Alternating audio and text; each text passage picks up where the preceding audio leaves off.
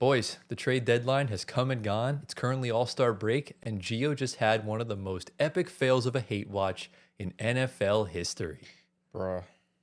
Of course you're wearing the jersey today. I'm literally only wearing it just because it's you. It's honestly very ugly. Not to be rude to you, just the colors are absolutely ugly. Yeah. Can we be honest? They didn't do a good job with the color design for that specific jersey. Yeah, this is from like a decade ago when Russell Wilson Is that was on Russ? the team. Yeah, it is. Okay, that's Russ. But the Pacific Northwest, that's where Nike's kind of based. And I'm not sure even if this jersey's Nike, but that whole area has good partnerships with them, and they got the whole neon yellow and neon green. Yeah. So, I like it. I'm a big neon green fan. I think it looks cool. Okay, well, look, let me say this, though. Oh, yeah, because I'm wearing the better piece of apparel today. You are. Shout out to Hoop Goat. You guys can check out the hoodie. Hold on. Yeah, shout out to Hoop Sit up Goat. straight. There Shout you out to go. Ryan. This was a nice gift sent from him. And Hoop Goat's a great website. We've been using them for quite some time now, right? All the tier Ever lists. since we did the tier list starting last year, we did our title contender tier list, which we will be doing again in the next couple of weeks. So stay tuned for it, English. But yeah, Hoop Goat, they do all our tier lists. All my tier lists are public, by the way. If you guys want to go check it out, I'll link them all down below. And you can do so many other games. They have trivia games, blind ranking, start, bench, cut, if you know what that is. Yeah. All fun games. Use their stuff. Yeah, they also have a keep for, cut for as well. It's where I got the idea from. And it's one of our most successful short formats of our channel and a bunch of other stuff. So Hoop Goat, we appreciate you. Yeah. And, And you went quality, too. We got us the Nike check. I'm feeling rich. You know what I'm Yes, saying? sir. I'm feeling good. I'm feeling so good. yeah, it's kind of the double Nike. I don't even know if this is Nike. It's probably not. It is. I see it on the side of Is it? the sleeve Oh, right it is there. Nike. So perfect. Yeah. But yeah, shout out to Hoop Goat. And as you can tell by the title and the thumbnail, we're going to be grading every single NBA team's trade deadline. So we did this last year in a different sort of format where we went over every single trade in its specification, specificity, whatever word you want to use for it. Specificity. There you go. And looking back on it yesterday, it just looked a little out of order because there were like so many different trades. I mean, there were 28 trades that happened during the trade deadline last week. And, essentially multiple teams were in different trades and you're kind of flip-flopping back and forth. And it was just very confusing. Right. Yeah. So we'll kind of go through the additions and the losses, Yeah. anyone who was waived and brought on and stuff like that. And we'll just grade it based on how they did. Did you get your return on your investment? Did you make yourselves better or set yourselves up better for the tank and stuff like that? And shout out to every one of you that joined the stream last week. We had a lot of fun. We had to move around a little bit because we had so much natural light. Antoine looked like a ghost. But we're going to be streaming a lot more on the channel, especially once the playoffs come around, especially when we get more settled and everything of that nature. So, stay tuned for it. We're on Twitch as well. If you guys want to go check it out, link down below. But boys, it's episode 96. We're only 4 away from the big 100. How we doing today? We're doing well. It's hump day for us. Pause. But we're rocking, living the dream, as always. Yeah, it's all we can do. We're living a dream in here. What does that mean? We're living the dream. We're getting to talk. We're getting to talk hoops. Okay, When we yeah. leave We're in the here, it's still the dream. But our dream is the studio. Okay. Anyways, Yeah. as you guys could probably tell also by, our upload schedules, our episodes are now going out on Sundays. Every Sunday at 7 p.m. Eastern Standard Time, you will be able to catch our episodes live on YouTube and Spotify. It's just easier for us to kind of get everything out. We moved our recording dates from Mondays to Wednesdays because we didn't want to have the episode come out a week after we film it. It's just so many things happen. So yeah, that's kind of is what it is. If you guys do enjoy today's video, be sure to drop a like, subscribe to the channel, get us to 10,000 subscribers by our 2-year anniversary, which is March 13th. I'd love to get it before March. That'll be even better. Yeah. And right now we're under 300 subscribers away from reaching it. So it's on you guys to get us there. We can do You'll it. make Gio very, very happy. Super elated. Elated. Yeah. Joyful. Yeah. Jovial. Yeah. Wow. Okay, Mr. SAT. Yes, sir. We're dropping the vocab words, even though I didn't do great on the English section. What'd you get in total, though? I don't even remember, to be I honest don't even with remember you. either. It was such a long time I ago. got 1,300 It's pretty good, out of 16. but I don't. Really? Yeah. I don't even know what I got. Yeah, That's Gio's crazy. a brainiac. Yeah, because you're dumb as hell. Listen, I'm Y'all didn't dumb hear as rocks, bro. No. If you guys are on Spotify He's audio smart. platforms, be sure to give us 5 stars, leave a review, answer the polls, all that good stuff. Follow our socials down in the description below. Follow our personal ones on the bottom of the screen. My guy Giovanni, get him to 1 million Instagram followers. Also, we're going to do our first 45 minutes to an hour of news. It is a time travel themed episode. We did record a segment last week that we had to move to this week because the episode would have been like 3 hours long. We just couldn't have that happen. So you'll see that later on in the show. And boys, I think that's pretty much everything else. Oh, join the Discord server and follow the Twitch. Yes. Now, I think that's everything that we have in order. Do we have anything else to say before we dive into the first segment? I'm ready to go. Let's rock. Into the first segment we go. Ladies and gentlemen, after a long hiatus, once again, NBA Shower Thoughts has returned to the channel. So for those of you that are unaware or new here of what NBA Shower Thoughts are, it is essentially a segment where one of us brings a question to the table and we have to, kind of involves critical thinking and like long open-ended answers that usually drives good debates on this show. And to be honest with you, it's been a while since we've done Shower Thoughts. I don't remember what the last one we did was. If I can remember, I will link it down below in the description or just click the link above Gio's head on the time card. Go watch it. And, there was a couple things that we could have talked about on the Shower Thoughts.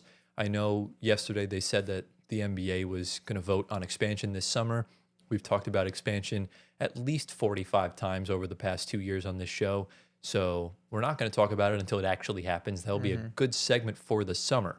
However, we're going to talk about some recent events that went down on Monday night, I think it was Monday night, so. right? Or may have been Yes, Sunday. because no, it's Wednesday. Yeah, so it was on Monday Monday. night. Monday.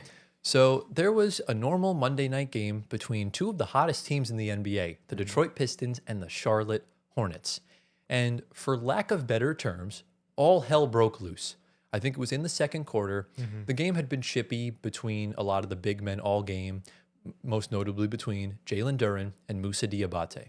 And there was a play where Diabate was grabbing onto Jalen Duren and just wouldn't let go of him. Jalen Duren went over to the ref, said, he's grabbing me, this, that, and the other thing. And then before he got the ball on the infamous play, he said, go ahead and try me again. And there was a hard foul. He grabbed him by both arms and kind of yanked him down. And then they went at each other face to face. And then Jalen Duren kind of didn't punch him, but he kind of pushed his hand into his mouth and kind of pushed him away. There was a headbutt. There was a headbutt. Yeah, That's why I said when the heads came together. Oh, you did say that. Okay. Yeah. But then he pushed him away, and then Diabate all set hell loose. broke loose. Yeah. Diabate tried throwing punches. Miles Bridges tried getting involved, which is pretty ironic. And, there were people trying to hold them back. Tobias Harris was trying to hold Diabate back. Duren kind of just, took a step back, walked away, dodged the punch, and then Miles Bridges started going back at him, went to throw a punch, and out of nowhere, you see my man Beef Stew just sprint onto the court and try and throw some punches at Miles Bridges, and that really escalated the whole fight, and it was just craziness. There were people flying all over the place trying to hold guys back. Yeah. It was craziness. Diabate had to be restrained and taken to one of the seats on the baseline and had a stern talking to, but I don't even know who it was. He was either a security guard or one of the Hornets assistant coaches. It was Unk. Whoever It was Unk. someone. It was Unk. Yeah. And I remember that Con Kneppel was one of the only players that was right in the line of fire holding him back. And they asked him after the game why he did that. And he said he knew he wouldn't hurt him, which means Con Kneppel's that dude. He's a good teammate. He protected himself and his teammate and everything of that nature. Yeah. And, at the end of the day, all four of those players were tossed. It was Diabate, Miles Bridges, Jalen Duren, and Isaiah Stewart. Yeah. And later on in the game, there was an offensive foul called on Grant Williams, which was total BS, by the way. It was a total flop. Awful. And at that point, Charles Lee lost his shit and Went off. said F you, the yada, yada, yada at the ref. And he got ejected subsequently as well. Yeah. Before we get into anything fight-wise, I swear the Hornets better not ever, I don't care how bad things get later on in the future, Charles Lee is that guy. He goes to war for his players. He does that. He's the one. And you know what? That comes down from the Celtics tree, from the Missoula Udoka tree. We always love to talk about this Greg Popovich system.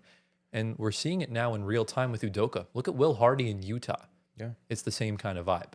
And, we'll see eventually if a guy like Royal Ivy gets a shot in Houston after he leaves or whatever, if he gets his own opportunity elsewhere, that could be another guy down the line. But we weren't sure exactly what the suspensions were going to look like with this fight because in the NBA, it is illegal for a player to come off the bench and instigate a fight. If you guys remember, a couple of years ago, there was a fight between the Magic, and I don't remember the other team, where so many players, like the bench is cleared for the Magic, and the other team they were playing, it was right by their bench, so no one left. Every single player on the Magic's bench got suspended for one game. Wow. And you can't physically play a game with only 4 players. Yeah. So half the players got suspended for one game and half got suspended for the other game. So on the screen right now is the tweet from Shams Charania with the full list of suspensions. And here are they. So Isaiah Stewart got 7 games. Wow. Miles Bridges and Moussa Diabate got 4 games, each 4 games. And Jalen Duren only got 2. So Jalen Duren kind of did the least, even though he started it. Yeah. After he kind of pushed him away, he just kind of backed up. Right. Which was a business decision because the Pistons cannot be without him for an extended period of time. Right. So that's kind of on that end. And then one more thing we're going to put on the screen, just because I thought it was funny, the reaction of Duncan Robinson during that fight where he's like, again? Yeah. Like, I just found that hilarious because that's probably what I would do in that situation. I would just be like, bruh, like I could probably go in and help, but with my stature, I'd get pushed around. I'd go flying. It just wouldn't be, it would end badly for me. Bro, if you shaved, you'd be Duncan Robinson. Probably, yeah. No, he's Chet. He is I'm Chet. He is I am a 6'5" version of Chet Holmgren. Yeah. But- The crazy thing is that I was an early night for me on Monday. I went to bed and I woke up and I was Oh, like, so you missed it? yeah, That's I was crazy. I woke up and I was like, what happened in the Pistons Hornets game? I'm like, I got to work and I go on to ESPN and I put the video on. And my coworker, who's also a Nets fan, Kenny, shout out Kenny. He's going to be 70 soon. Oh, wow. He's Unk. He's my actual he's Unk. Grunk. He's awesome. Grunk He's a is Nets crazy. fan. He's grand. He's the one that tells me Nick Claxton's actually good today. Yeah, he's been good this season. I was like, Kenny, come over here and watch this. He's like, what? He's like, I don't know. He's like, they're just fighting. And he was watching the whole thing. No, I said, really, just the fight? You're still here watching the whole thing with me. Ooh. Yeah, it was, to be honest, it was a good watch. Like, there was so many things happening at once. Yeah, there was. And then we even got treated again an hour later when Naz Reid and Mo Gay got into it. Yeah. Not really Interesting any how you say punches thrown. treated.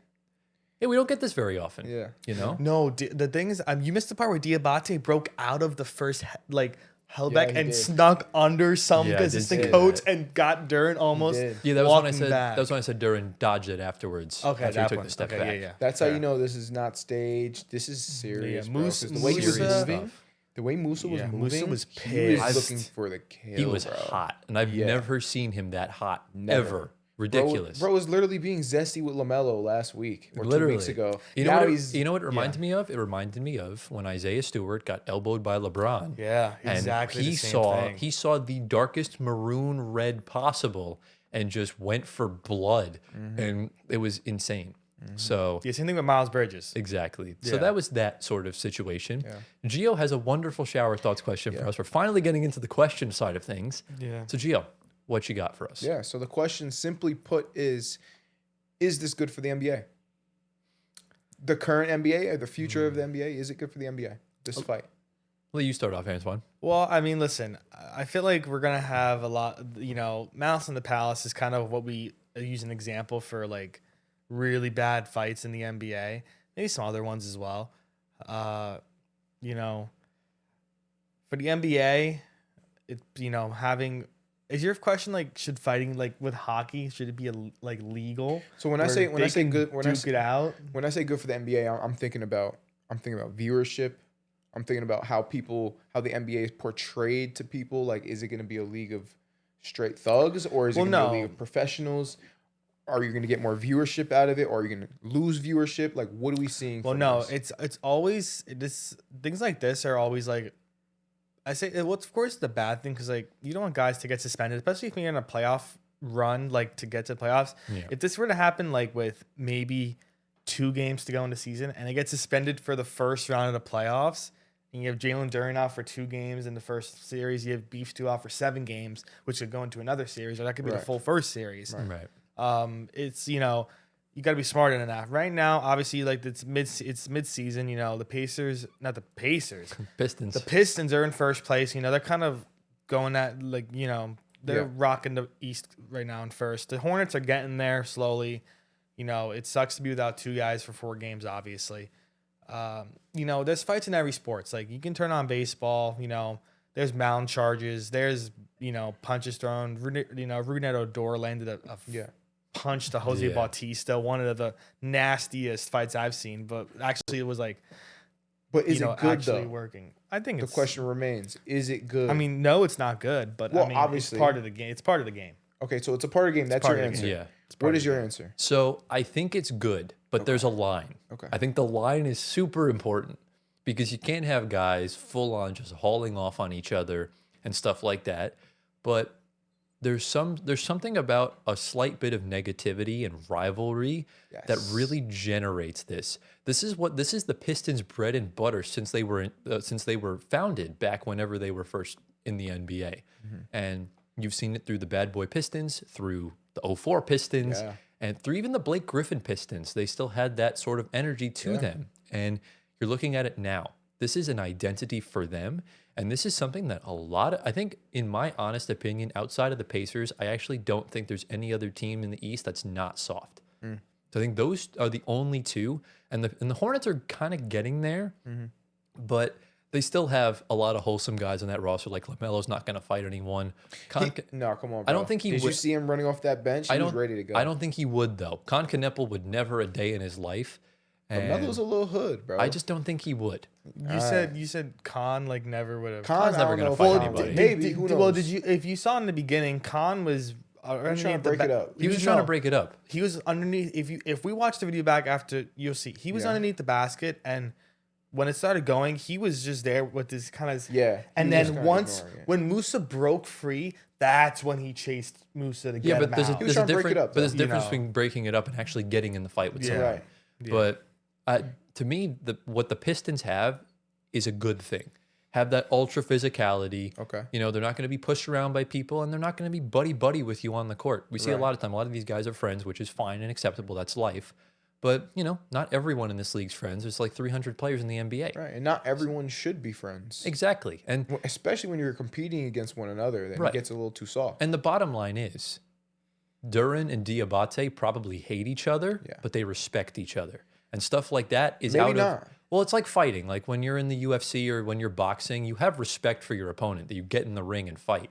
Yeah. There's some sort of respect level for this. I think this is a little different. But like I said, there's a line when it comes down to this type of behavior in the NBA, where I think it's good to have sort of chippy games, chippy playoff series, and things can blow over from time to time, but it can't go too far to the point where guys are getting hurt, where players like Malice in the Palace are going after fans. Yeah.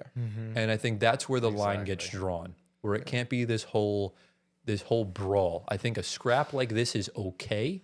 I'd rather it didn't happen, but I like the fact that there was, a sense of rivalry in the air, a sense of guys not liking each other. Yeah. And for me, you got these two teams are going to be in the playoffs potentially this year, if not next year, if the Hornets can continue to play at this type of level.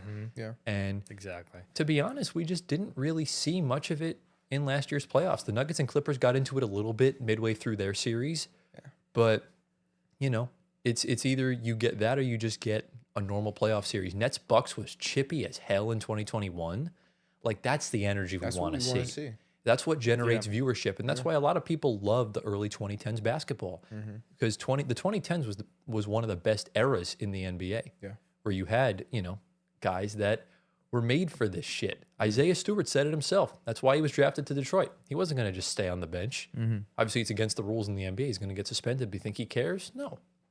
So I mean, I think it goes same thing for the Hornets, same thing with the Pistons mentality. They're not gonna take any crap. Diabate is ground. Miles Bridges of all people comes in, of course. Who could have ever predicted that to happen? So I think both teams, one of them, is on the come up. The other one is the one seen in the East, obviously, and Charles Lee is getting ejected in the second half shows you that he's not afraid to put himself out there. Can I say something to that, Charles Lee? I also want to know what you think about this. I'm going to let you know in a second. To defend his guys when he's missing two guys as well. I say something to Charles Lee? Go for it. So Charles Lee, I think that was a bit of acting.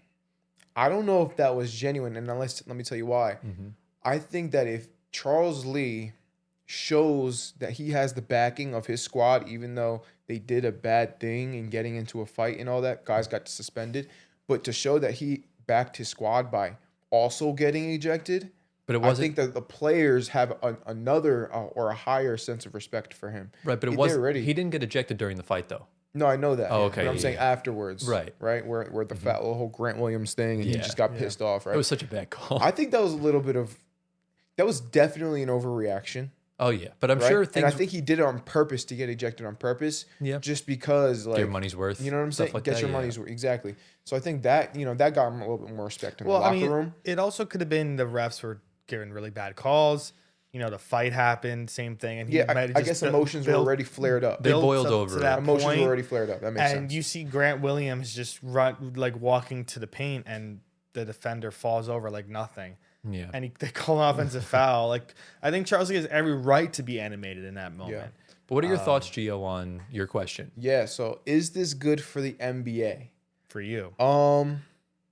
I'll say yes, but like you said, Tyler, there is a fine line. Yeah. Exactly. I'm gonna say yes because rivalry, like you said, is very important. That's number one. You need rival. If you have no rivalry in your sport, your sport is dead.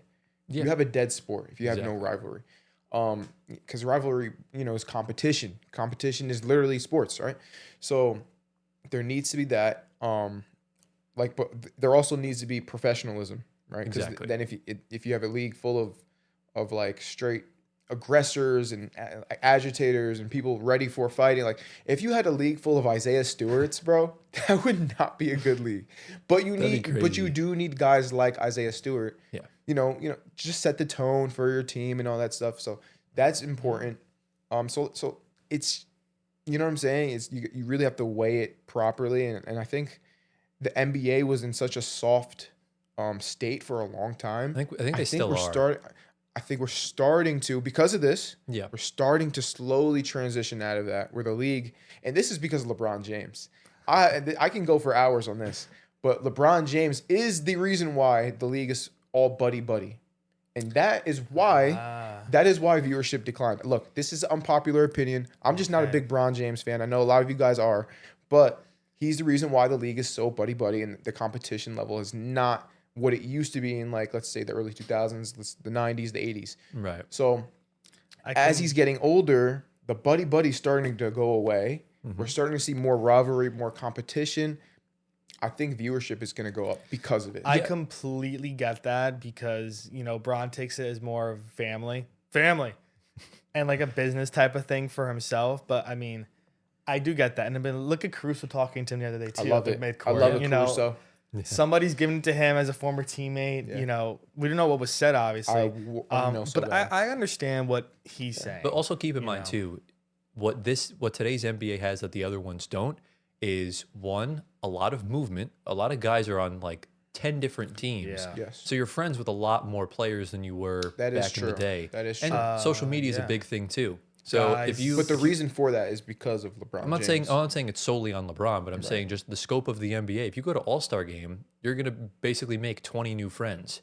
And Also, you're all like kind of sharing the same thing. You could say the same thing in the 80s. Magic and Bird were best of buddies. No, you know what I'm but saying? But teams were still competitive. Right, but there was rivalries. no social media back in the 80s. That is also true. Also, a lot of guys played together in college, or went to the same college as guys they're playing with. So there's always that connection. That's always happened though. So that's not really. There's always that It's a no connection. point though. Well, I mean, Not back in the day. well, it's very case dependent, I would say. Yeah. But I do understand your point. The NBA is in a soft era, and I it think we're starting to see a refresh of teams like the Pistons, teams like the Pacers, and we'll see more Just of no these teams BS kind of. teams. Yeah, exactly. Yeah. Guys like Isaiah Stewart, guys like James Johnson.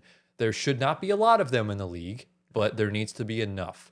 And I just don't think there's enough right now. I think Isaiah Stewart and James Johnson are the type of vets that take zero shit. They don't take any sort of BS for granted or anything of that nature, and they'll defend their guys. Isaiah Stewart was made for this. He was excited to do that. I think bro should have been like a professional boxer. Honestly, He could be. How tall is he? 6'9". He can take out. Who's the guy that fought Jake Paul? What's that dude's name? Anthony Joshua. He can take him. Joshua. I think he can take I think Anthony he Joshua. could. But James I would pay Johnson's to see beating that. everybody. Yeah. But He's not playing anymore. Yeah, I know. He's out of the league right now. He's out of the league right Yeah. now? Okay, He'll get a spot somewhere. Maybe next year when the Pacers are contending again, they'll bring him back. Yeah. But yeah, that essentially concludes the NBA shower thoughts. I thought that was a pretty decent question. Yeah. I know we went on rambling for about 20 minutes, but it kind of is what it is. That's fine. So let's them down in the comments. Is what happened on Monday good for the league? Is it good for viewership, ratings, and stuff like that? And where exactly is the line? And boys, do we have anything else to say before we dive into the next segment? Into the next segment we go. Ladies and gentlemen, welcome back to Tyler's Team Spotlight. So for those of you that are new around here, this is a segment where I choose a player or a team that's playing incredibly well or playing incredibly bad. Last week we talked about the ridiculous red hotness of the Charlotte Hornets. If you guys do want to check out that video, the link is down in the description below.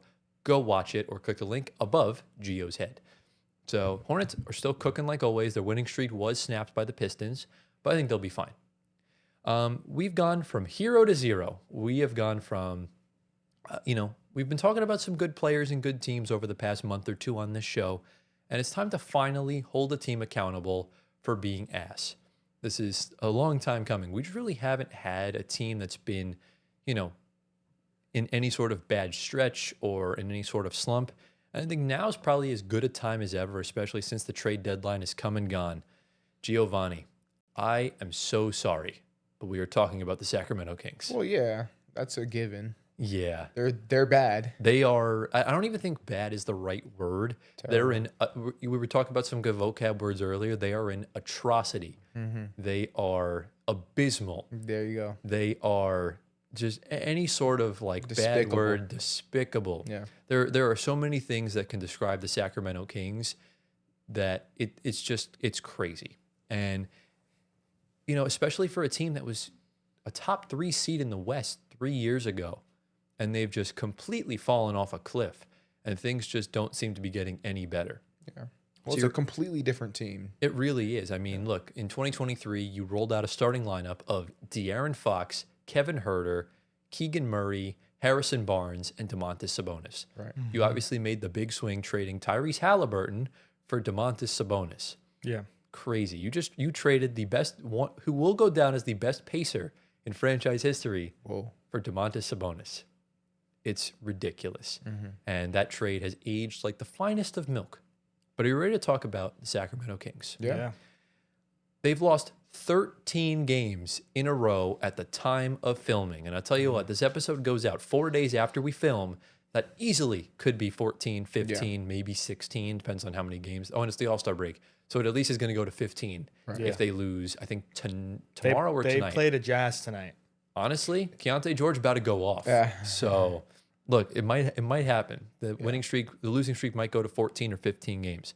And this isn't the first time they've done this. They lost 8 in a row back in November. And once they ended that streak, they played a few more games and then went 1-9 in a 10-game span between November 26th and December 20th. They've just gone on ridiculous streaks. And even before this 13-game losing streak started, they actually won 4 games in a row. And then, shit hit the fan and everything of that nature just collapsed this team into an abyss that they can't get out of. So now let's talk about some numbers. This season, they are the 3rd worst offense in the NBA. 110 offensive rating. That's crazy. It's bad. They are the 3rd worst defense at almost 120 defensive rating. That equates to a negative 9.9 net rating, which is 2nd bottom in the NBA. Wow. Ridiculous, right? Wow. That's insane. Yeah. As far as their efficiency from the field goals, they are 2nd bottom in effective field goal percentage at 52.3%, 56% true shooting as a team. It's bad. That is that's egregious. Yeah, it's bad. That is some nasty work. 2nd bottom as well in the NBA. And they're making 10 threes a game. 10. That is far and away the worst in the NBA. Just to put that into perspective, guys, last season, there was a game when the Boston Celtics made 62 threes. Okay, that's crazy. In a game. 62? Or I think it may have been attempts. Sorry. Okay. They were attempting 62 attempts per game. And they made like 30 of them or something along those lines. My apologies. I meant to say attempts because I was looking at 3 points made. 62 times 3 is like, I can't do math really. It's like 180 something. 186, I think, something along those lines. But they were attempting 60 attempts per game. During this 13-game losing streak, I want to say things get better, but they just don't, because these don't include the 12 wins that they've had. They're the worst team in the NBA, by the way. Yeah. They're completely bottom in the lottery odds, but they do have their own pick, which is a blessing for them. But during this streak, their offensive rating, remember, it's going to be a little bit higher because it's a smaller sample size. 111 offensive rating, which is 21st in the NBA. 122 defensive rating in the NBA. 122, rock bottom in the league. Oh, gosh. That equates to, a second bottom net rating at minus 10.8. Effective field goal percentage is 51.7, which is fifth bottom in the league. True shooting percentage is even worse than the entire season at 55.8, which is somehow 25th. There's teams shooting worse than that. Yeah. And they're, like I said, in the whole season, they're making just over 10 threes a game. They're making 9.9 threes a game in these last 13 games, which equates to bottom of the league. Yeah. So already, like, this is some egregious shit. It's just awful in more ways than one. Now, do you want to talk about their defense? Because their defense, I mean, before I even reveal stats, you've been watching Kings games. What's their defense been like, in your opinion? Not good. Say a little louder for the people in the back. Not good. Well, here are the metrics on their defense this season and during the streak. This season, their defense is, they're allowing 18 points off of turnovers for their opponents. So when they're turning the ball over, opponents are scoring 18 points a game off of those turnovers. Terrible. Which is bottom half in the NBA. Teams are shooting 49.3% from the field when guarded by Kings players, which is bottom of the NBA. And if you want to take a step further from behind the three-point line, teams are shooting 35% from three, which is kind of middle of the pack, which honestly is spectacular considering the previous 10 stats I've just mentioned previously. Yeah. They're allowing the third most points per game, just under 121. Teams are making 44 shots a game against the Kings, which is 27th in the league. And they're about middle of the pack in steals, about 8.2 per game. That's kind of around league average. Now, during the streak, they're allowing 20 points for opponents off turnovers, which is fourth bottom in the NBA. Teams are shooting 50% from the field when being guarded by Kings players, which somehow is 29th in the league. There's a team shooting worse than that. It's either the Nets or the Pacers, because, I mean, we're trying to lose. They're not. So I'm going to hold my hands up. It's okay. But teams are shooting 39.7% from three in these last 13 games being guarded by Kings players, which, again, is somehow only 29th in the NBA. They are allowing the third most points per game at around the same number. Teams are shooting around the same amount of field goals per game, and they're averaging only 6 steals a game, which is sixth bottom in the league. Not one player on this roster, by the way, is averaging 20 points per game. DeMar DeRozan's the highest, I think, at like 19.9 or something like 18, that. Yeah. Or something along those lines. 19.9. Yeah, they're both at like 19. It's him ridiculous. and Levine. Yeah. And I have two more things I'm going to put on the screen for you guys. The first one is their three-point shooting during this streak. Like I said, they're only making about 9 to 10 per game. Right. Just outside of Malik Monk, who's shooting 47% from three, and the fact that Keon Ellis shot 44% isn't even on the team anymore. Yeah. I'll just tell you the rest of these stats here. Nee Clifford, 35% on just under 4 attempts. Zach LaVine, 35% on just under 6 attempts. Doug McDermott, three-point specialist, 33.3% on just about 2 attempts per game. Russell Westbrook, this is a flagrant stat, 30% from three. He's taken over 7 threes a game. He's just chucking them. Yeah, he started off the season super hot from three. Yeah. And that's why he increased the volume. He's regressing to the mean now. And now he's regressing to the mean, I guess. I think he's fallen past the mean. And Yeah, he's he's gone a little fallen too far fast, back. DeMar DeRozan shooting 26% from three on 2 attempts a game. The rookie, I don't know if he's a rookie, the Plowden kid, I forget his first name. He's shooting 22% from three on 4.5 attempts per game. He is a rookie. And DeAndre Hunter, who they just traded for, is shooting 22% from three on 4.5 attempts per game. That's supposed to be his thing, too. It's ridiculous. He's supposed to be a three-point guy?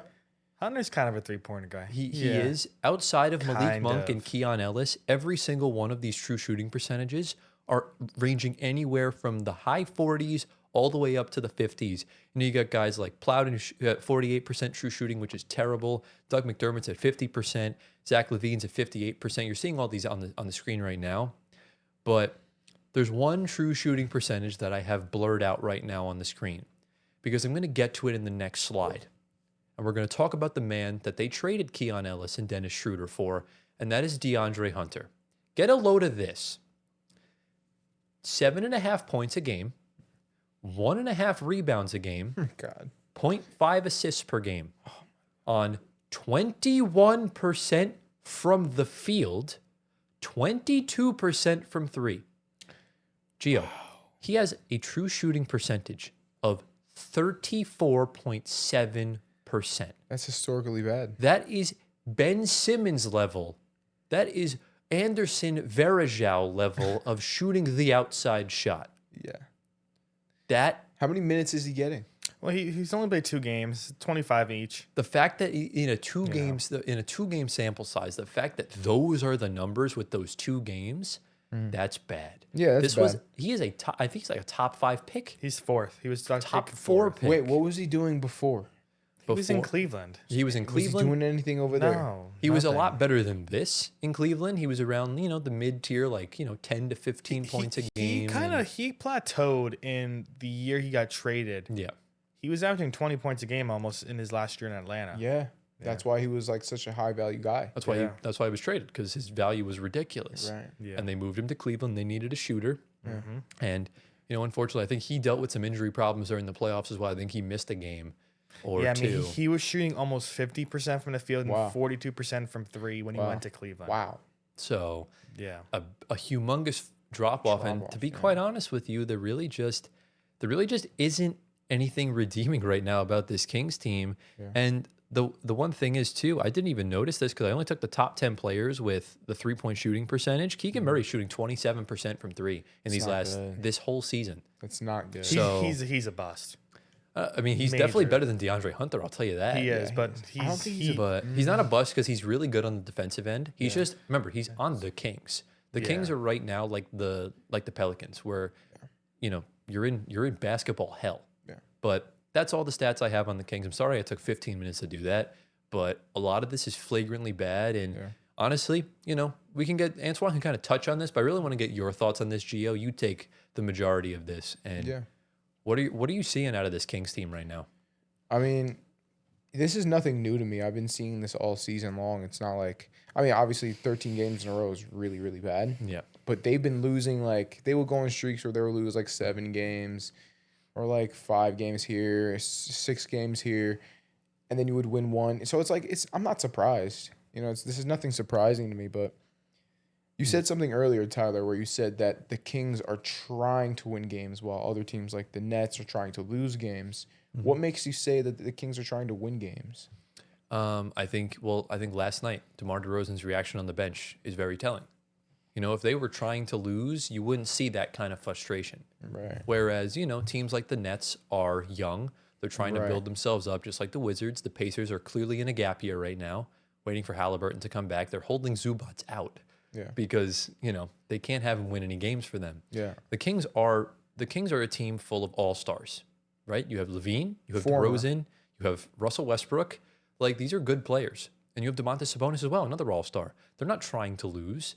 This is a team that should be in the playoffs. I don't know if we can say that. Well, like I said, Should be in the playoffs? Remember, this team was 3rd in the West not even 4 years ago. No, but like you said before, this is a completely different team. Number I one, understand the only that, guy is but- Sabonis. That's the same. And but then again- now you have all-stars who were all-stars 5 years ago. Yeah, but again, at the 6, end of the 7 years day, ago? these guys were playing good basketball, not even like last year. Zach LaVine was hooping on the Bulls before he came over. So, at the I end of never had faith in Zach LaVine's game. regardless of whether you did or not, he was still playing good basketball. Yeah. And even then, Sabonis had a ridiculous double-double streak going last year. Like, the team was good. They were in the play-in, and now they've gone from play-in to being the worst team in the NBA. Well, here's also the thing. LaVine's been hurt in and out of the lineup. Yeah. Same thing with Sabonis, in and out of the lineup. Same thing with DeRozan. The only one who's been there consistently has been Russell Westbrook, right? Well, Yeah. listen. And he's not 2017 Russell Westbrook, where he can literally throw a team on his back and carry them to the playoffs. Yeah. Like, if you think about it, this is like kind of the same team that he had in 2017. It's just Russ is not the same player. It kind of reminds me, and this is where I'll kind of bring you into this, Antoine. It reminds me of the Pelicans. I said it last week when you got guys like Jeremiah Fears and Derek Queen playing well, and the rest of the team's lollygagging behind them, I'm looking at Russ, I'm looking at Maxime Reynaud, I'm looking at Dylan Cardwell. They're the only three that are constantly showing up every night. And Malik Monk, of course, can't forget him. And the rest of the team is just kind of falling back. Well, Gio set it up, I think, pretty good for me to say that this is what happens when you build a team when the team is supposed to be good in the 2010s, not in the 2020s. Thank you, bro. That is the biggest problem. And I blame the front office for this. You know, Monty McNair left in last year. You know, they bring in Scott Perry, know him very well from the Knicks. He built our team prior to Leon Rose, had a lot of misses, presumably in a draft and in the trade market and in free agency. Wow. I think the only good thing he did for us was trading for Josh Hart. He traded Porzingis away. He drafted Kevin Knox. He drafted Emmanuel Quickley. Yeah. RJ Barrett. This is insane ball. He signed Jalen Brunson? No. That was after Leon. Yeah. Yeah. Quickly, drafted Porzingis, traded Josh Hart. Yeah. Other moves I can probably name on top of my head. The drafting was not great. Right. The trading was not great. What did we get back for Porzingis? Pretty much nothing. Pretty Same much. can go away for some other guys. But Scott Perry was there with Steve Mills, and they ran that show for almost 10 years. Right. Leon Rose came in 22, 23. They didn't renew Scott Perry. They let him walk. So, not essentially firing him, but kind of, your contract's not getting renewed. You're not coming back. Right. And you're saying he's still not doing a good job. No, I don't think Scott Perry's a good GM. And, same thing for Monty, because Monty McNair made the trades before Scott Perry came in, because Scott Perry was hired in April of last year. Yeah. The team was already set. All Scott Perry did so far is retain Doug Christie, which, again, I don't think there's any reasoning for that to happen at the end of last season, because is he even that good? Doug Christie did nothing pretty much up to that point. And not then really. He kind of, he signed Russ, traded for DeAndre Hunter. Again, another awful trade that probably shouldn't have happened on his end of the spectrum. Oh, man. The draft was pretty good. Cardwell was a undrafted free agent, signed him to a 4-year deal recently on good money. Maxime Reynaud was a hit in the second round. Nate Clifford's going to come along eventually. I'm a big fan of his. I like Clifford. Devin Carter was a swing and a miss. He just is injured. I still think regardless. We talk about Keegan Murray, but going back to pre-Monty McNair days, you draft Tyrese Halliburton, De'Aaron Fox, and they're not on the team anymore, and it's not even 10 years within that draft class. Well, De'Aaron Fox ran his course. I don't really blame him for that, but I much rather would have had them trade De'Aaron Fox over Halliburton. Well, of course, but that's the thing. When you're Monty McNair back in the day, and even Vlade Divac, it's a tough situation. But at the end of the day, based on what even last year, the trade for Fox, you already had DeRozan. You signed him to that deal in the offseason. You saw that him and Levine didn't really work in Chicago together. And you also didn't get a pick back for him. Why you didn't get Castle? You didn't get Vassell. You didn't get any of these guys. Why are you signing off on bringing in Zach LaVine back over with DeMar when you saw that in Chicago and how they broke it down? Yeah. You bring in a point guard in Russ. It's kind of, again, running a 2010s team in the 2020s. Yeah. Let me just say this. It's not going to work. And again, this trade deadline was a deadline for them to break it up. And they're going to have to wait till the offseason to do that. Yeah. If they have any value left in them to break it up. Talks flatline with the Raptors regarding Domantas Sabonis. I get it, because why would you want to take on another Jakob Poeltl, just maybe a little better? You can get picks back. Sacramento or Toronto? From Toronto. Well, yeah, of course. But if you're Toronto, why would you? Well, Sabonis helps them a lot because Poeltl's got back problems. Sabonis is a very good playmaker, and he's a very good rebounder. He's better than Jakob Poeltl. Yeah. And he would have helped out a lot. Yeah, and the Kings have already, their replacement, Reynaud and Cardwell, their backup and their starter. Either way they put it. They're good.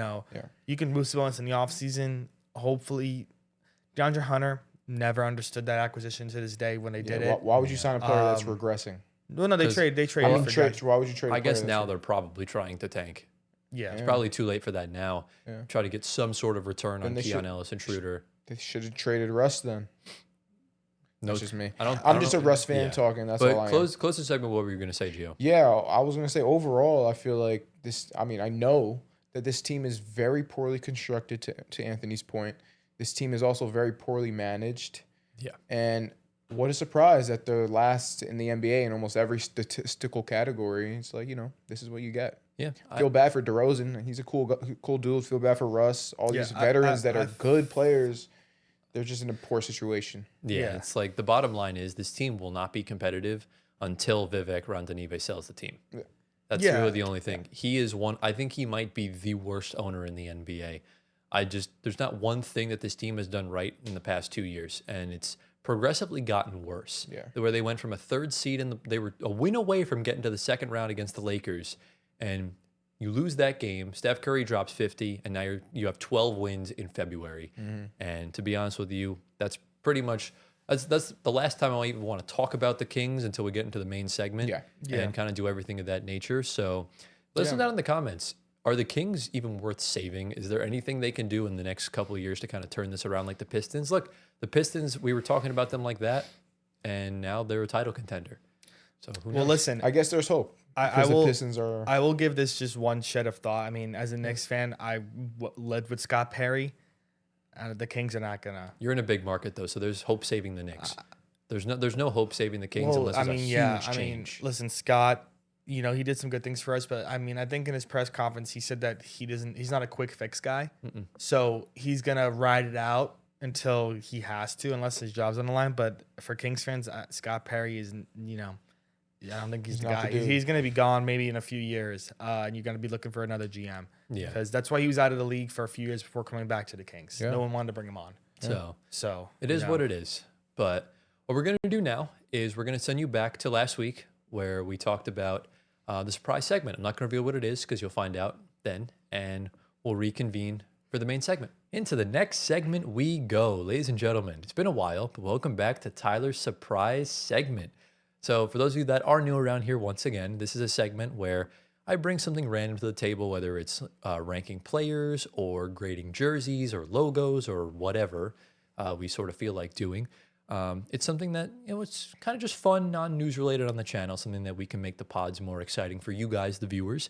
And to be honest with you, I don't even remember the last surprise segment we did. I think it was on something. So last year probably. I think I think it's been a few weeks since we've done a surprise segment. Yeah. I think it was the top 10 Bleacher Report teams of all time. I like that. And speaking of Bleacher Report, they're back. Okay. They are back. Shout out to Bleacher Report for the surprise segment. They did a poll of all their writers, as they always do. And this is the top 50 worst NBA trades of all time.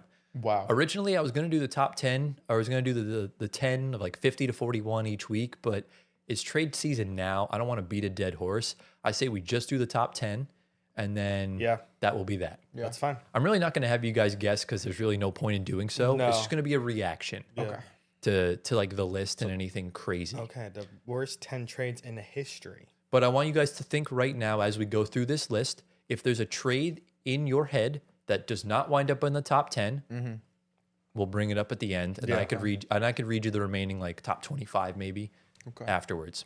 Got it. So are we ready? Yeah. Do you have any sort of questions? No. All right. Let's start in with number 10 because we're going to go from the bottom up. And I'm sure you guys will all have a general idea of what number 1 and number 2 are, but we're not going to reveal it just for the sake of the show. I actually don't. I know. Well, we'll see. Thinking. We'll see. Don't reveal it. No, I'm not. We're going to start off with number 10. This is a draft night trade. And this is when the Charlotte Hornets traded Kobe Bryant to the Los Angeles Lakers in 1996. Here's the trade package. It was Kobe Bryant for Vlade Divac. Oh, yes. Wow. That's bad. Very interesting trade. Yeah. Yeah, I mean, it's pretty damn bad. And they have these like ranks, 2 ranking metrics. I'm trying to figure out what it says on here. Here we go. So they have these 2 metrics to identify bad trades. One of them is called the Luka metric, and the other one is the other, like, all of everyone combined, like where they would put it. And a pop-up ad just came up, so let me find the actual metric on what it is. So to find the Luka metric for a given trade, we first found lost utility, which is the difference between the outgoing and incoming wins over a replacement player. That number came from a 5-year window enveloping the trade. So it's a combination of a few different things. I'll put it on the screen of any other rules that I can find with the Luka metric. So the Luka metric actually ranked this trade at 14th, and the fan vote was at 11th. And it wound up in 10th among the Bleacher Report writers. So how do we feel about this trade? Bad? Historically bad. Yeah.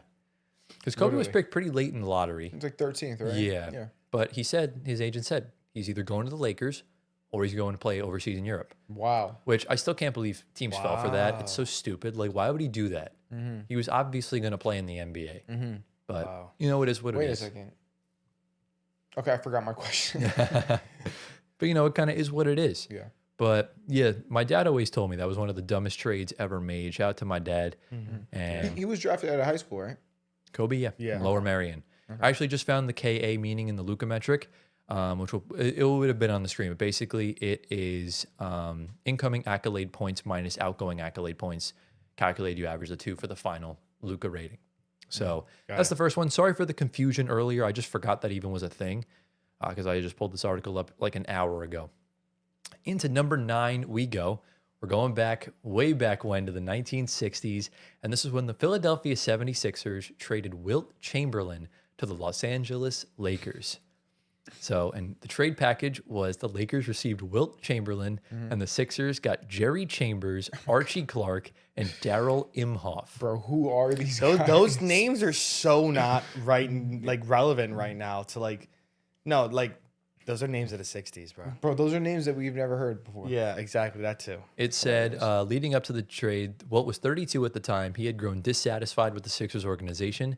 He reportedly wanted an ownership stake upon his retirement and wanted a pay raise that the Sixers didn't think they could afford.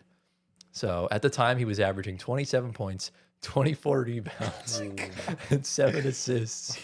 27 and 24? That's crazy. God. The Luka rank is 17th. The fan vote was 10th. And this wound up at number 9. Yeah. So, yeah, I mean, Archie Clark was good for the Sixers. The other two, don't ask. Yeah. Because 1, I don't know who they are, and 2, they were bad. Wow. So, yeah, that is number 9 on the list. That's definitely worse than the Kobe trade, in my opinion. Yeah, I I agree. would say. I do. Because at least you got a Hall of Famer in return for Kobe, albeit you shouldn't have traded for him. But Right. you got a guy named Imhoff for Wilt. Yeah. Crazy. Ready for number 8? Yeah, let's do it. Into number 8. This was in the 1970s. In 1976, the Utah Jazz traded a pick that became Magic Johnson, which who the Lakers wound up trading. What year was Magic drafted? Magic was drafted in 80, right? 1980? I believe so. Wow. I'm gonna fact check myself because there's so many 79? there's so many different years. He was drafted in 1979. Okay, so 79. So that's 3 years in advance. He was the first overall pick. So that's tough. Like, you can't really say that. The trade was Magic. It was the Magic Johnson was the player from the pick. So it was 3 first-round picks and 2 second-round picks for just a first and a second. So Wow. he said Magic Johnson Why was would the they do product that? of another draft pick that came back to haunt the team that traded it. 2 picks then that the New Orleans Jazz received never played a single game for them. So that's everything you need to know about how bad this trade was. That's bad. Through a few subsequent trades, they eventually got Spencer Haywood, but he only played 34 games for the Jazz. Okay. We've drafted him before in the drafts, too. We have, so. yes. As for the Luka rank, this was number 1. What do you mean the Luka rank? I'm still confused. I literally just explained the rules beforehand. Okay. Yeah. It's all right. So it's like as far I'll as go back and watch it later. yeah, the reason why it averaged out because one of the metrics is like points total and stuff like that. And considering the Jazz guys never played, it's lopsided. Okay. Yep. So it's number 1. The rules were on the screen before. Just watch the pod. I'll watch the pod. Exactly. And the fan vote was 12th. So this averaged out to number 8 along with the writers. We're ready for number 7. Yes. All right, this is a recent trade. I'm sure you guys have a general idea. This involved a very good player. It's not Luka, is it? No. Trae Young? Nope.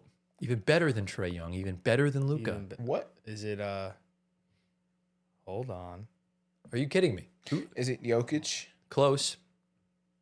Who This else is in the no. MVP race? Oh, this is SGA. This is SGA. Ah. The Clippers trading SGA and more for Paul George in 2019. So here's the full trade. The Clippers received Paul George and a first-round pick. The Thunder received a pick that wound, or the Thunders received Shai Gilgeous-Alexander, Danilo Gallinari, 5 first-round picks. One of them wound up being Jalen Williams, and one of them wound up going to the Heat, which was Jaime Jaquez Jr., and 2 first-round pick swaps. One of these picks is in next year's draft, and then this isn't on here, but when the Clippers did the James Harden trade, they decided to give the Thunder a swap in 27. Yeah. So the rich get richer here. Wow. And Yeah, that's an awful trade. Yikes, man. Yeah. Yeah, it says Kawhi Leonard had a real argument to be considered the best player in the world in 2019. The idea of pairing him with Paul George seemed like a no-brainer, and Kawhi was very persistent in this trade happening, which is crazy because SGA and Kawhi would have been awesome together. Not that he would have been this good on the Clippers. You don't know that. Exactly. But the cost was huge. A lot of picks for Paul George. And look, 1 year in, pandemic P, it's not a good look. Yeah. Yikes, man. That's a tough one because you didn't really expect SGA to go crazy like this. It's one of those hindsight is 2020. Yeah, that. But like it's almost like you saw the Nets trade all those picks for KG, Pierce, and Garnett, which I'm sure is going to be on here. And, it comes back to bite you. It's a big risk when you trade for an aging star and you get rid of a young piece. Right. That's why the Sixers are lucky they didn't trade Tyrese Maxey to the Nets. So, ready for number 6? Yes. Yeah. This is way back when. The earliest trade we have so far, 1956. We have any idea, Gio? Bob Pettit. You're kind of on the right track. It involves the St. Louis Hawks. I have no idea. Pistol Pete Maravich. I don't know. No, this involves the player they drafted. They traded Bill Russell to the Boston Celtics. Oh. Wow. Whoa. Okay. I didn't know that. So here is the trade package. The Celtics receive Bill Russell. The Hawks received the goated second option of Cliff Hagan and Ed McCauley. I don't know who they are, so not much to say there. They're just not Bill Russell. Cliff Hagan was Bob Pettit's right-hand man. Was he? Essentially, yeah. Okay, so he was probably decent. So, I forgot to tell you, by the way, also, the Luka rank for the SGA trade was 38th. The fan vote was 2nd. Wow. So, for the Bill Russell trade, it says Bill Russell's 11 championships looks pretty damning to the St. Louis Hawks, who traded his draft rights before he was drafted, but there was no way to guarantee or anything of that nature. Yeah. His supporting cast and head coach for the Celtics was instrumental in him building the legacy that he did. And it's just a bunch of other stuff. He won 10 championships. Cliff Hagan and Ed McCauley were good for the Hawks. It was nothing like, think of it in like the modern day terms of trading LeBron James for not Kevin Durant, but like LeBron James for, I don't know, James Harden. Okay. For example, an elite second option that won an MVP or whatever. He's better than Cliff Hagan ever was, but I'm trying to think of an opinion on the fly here. So, how we doing on time? I don't even know. 12 minutes. 12 minutes, perfect. So we are halfway through. Are you ready for the top 5? Yes. Is your number 1 in mind still available? I have no idea. Yeah, mine is. Okay. Number 5. We're going back to the 1960s. No idea. And this involves another Wilt Chamberlain trade. Okay. This is when the Warriors traded Wilt Chamberlain to the 76ers in 1965. Oh my gosh. So the Sixers received Wilt Chamberlain. The Warriors, get this, they received 4 assets from the Sixers. Connie Deerking. Okay. Paul Newman. Right. Which isn't that like a popcorn brand? Yeah. It's like a fish brand or something. No. Oh no, it's not. Lee Schaefer and cash. And cash. Cash considerations. Just like how Mike Conley was traded for cash considerations. Yes. Okay. That's crazy. That's nasty, nasty work. So that was the trade before him going to The Lakers. Yes. Correct. Well, he started his career with San Francisco or Philadelphia, sorry, when they were in when the Warriors were in Philly. Right. Oh, excuse me. So the first sentence is crazy, by the way, because it's during the 64-65 campaign, 3 years after he averaged 50 points, 26 rebounds. It's just crazy. The 28-year-old Wilt was putting up another gaudy stat line of 39 points and 24 rebounds. This is when they were in San Francisco. He averaged 39. He averaged 39. Oh my God. But the team was 17 and 63. How do you do that? Because you're not involving anyone else. Yeah. Because he's the only one. Because if you score 80 points in a game, but the Warriors... What was the shooting percentage? Oh, it doesn't say. Doesn't say. But it doesn't matter the shooting percentage. Just like in today's NBA, if Luka scores 73 points and the rest of the team has a combined 20, you're not going to win the game. Right. Yeah. So, the Luka rank is 2nd. The fan vote was 7th. It tied with something else, and the runoff vote got it to 5th, which is where it sits. So, pretty crazy, man. Where you send him to Philly, or you send him to Philly, and then he wins 3 straight MVPs. Yeah. Bad trade. So, here's what it is. Ready for the next one? Let's do it. Number 4. I guarantee you, Antoine doesn't even know this was even a thing. But in 1998, the Milwaukee Bucks drafted a German man by the name of Dirk Nowitzki. Whoa, I didn't know this either. Really? He was drafted by the Bucks. Drafted by the Bucks. I did not know this. They traded him to the Dallas Mavericks. Okay. For what?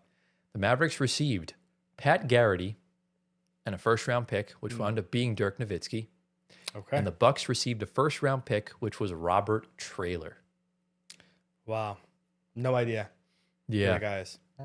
But again, they didn't know the pick was going to be Dirk. Several other teams passed up on him.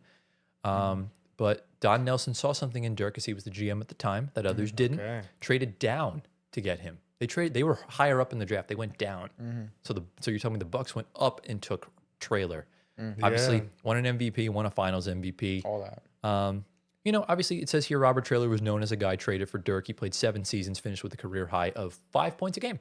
So there you go. The Luka rank was 5th. The fan vote was 6th. It tied with the Wilt trade. The runoff vote got it to 4th. Okay.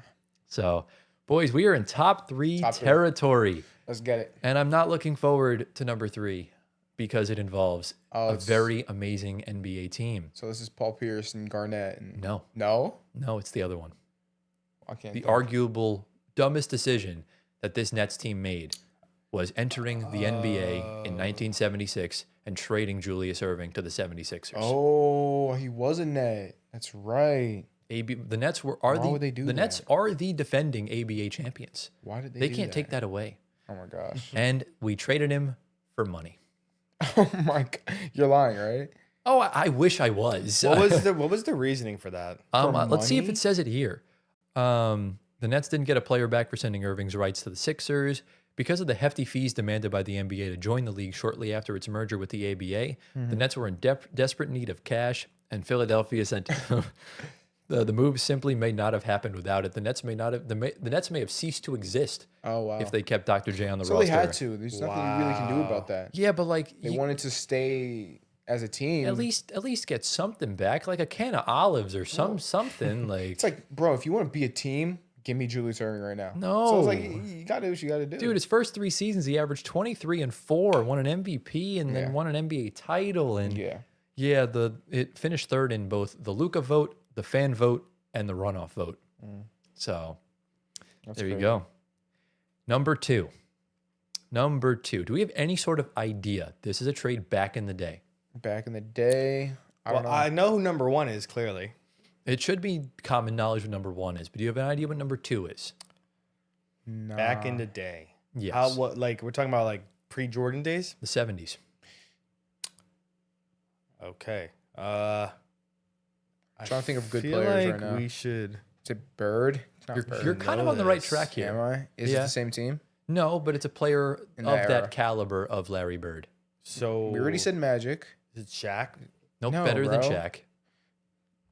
Better than Shaq. Oh, it's Tim Kareem. Duncan. It's Kareem Abdul-Jabbar. Kareem.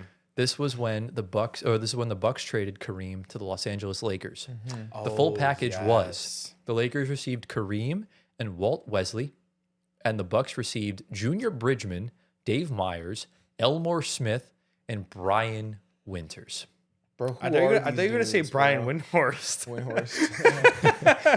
Could you imagine if Windy played in the league? He would have been badass. He would have been a tank. He would have been. He would have been like Simbalar. That would have been sick. That's very true. But let's see what it says. So it says the poor Milwaukee Bucks have already been hammered in these rankings because the Ray Allen trade was on here earlier in the list, the Dirk Nowitzki trade. Kareem requested a trade before Milwaukee sent him to the Lakers. That absolves a little bit of blame for, trading him in the first place. But Kareem was undoubtedly the best player in the world. He had already won 3 MVPs, won a title with a Finals MVP. And the players who were sent back to the Bucks were ass. There's nothing else. And Kareem, in I would say 98% of people's top 3s all time. He's in most of them because some people sub him out for Kobe, or some people sub him out for like KD in some crazy cases, Curry, Magic, whoever. And over the first 11 seasons after this trade, Kareem averaged 24, 10, and 4 on 3 blocks and won 5 rings with LA. Oh my gosh. 4th and 4th in the Luka rating and the fan vote. The runoff got it to 2nd ahead of the Nets trade. Yeah. So crazy. I feel like the Lakers always find a way to get like they always do. Those types of players for absolutely nothing. They got LeBron in free agency. Yeah. They got they got Shaq in free agency. Yeah. And Gio, you're very good at foreshadowing because who's this rating been based around? Luka Doncic. So who's number one So he's got to be Luka on this list? Yeah. Of course, it's Luka. It's the Luka Doncic trade. Yeah. Yeah. Again, let's again just. It's just recency, though. No, Well, I really don't. Let me think it is. explain. Let me explain first. Let me the full trade package, and then you can answer your own question. All right. This is a 3-team trade between the Lakers, Mavs, and Jazz. The Lakers received Luka Doncic, Maxi Kleber, and Markieff Morris. Okay. The Mavericks received Anthony Davis, who, after being traded 1 year later, became Chris Middleton, A.J. Johnson, Malachi Branham, Marvin Bagley III, 2 first-round picks, 3 second-round picks, along with Max Christie and a first-round pick. The Jazz received Jalen Hood-Schifino, who's out of the league, and 2 second-round picks and some money. Yeah.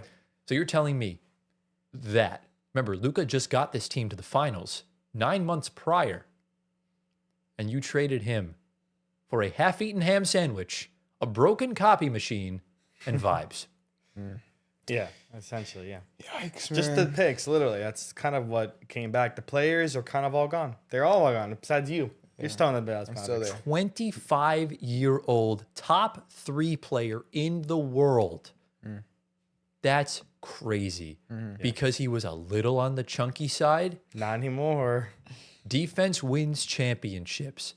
The Mavs had the 3rd best defense, but the 28th ranked offense last season after Luka got traded. They were awful. Kyrie tore his ACL because he had to expend more energy. Anthony Davis played 3 quarters before getting injured. Anthony Davis played 29 games for the team. We just talked about it in the last segment. But for the segment purposes of this, it has to be brought up again. This is the dumbest, most shocking, most idiotic move a team could ever make in sports history. Yeah, and I think it's because of the team he went to. Well, it's not even that. No, it's not that. It's just more. Yeah. Because, I mean, think about it this way. That's like if Brunson was 25, averaging 35 a game, winning a scoring title, getting the Knicks to the finals, and then because he is a little bit fat, you give him to the Celtics for Nikola Vucevic and a first-round pick.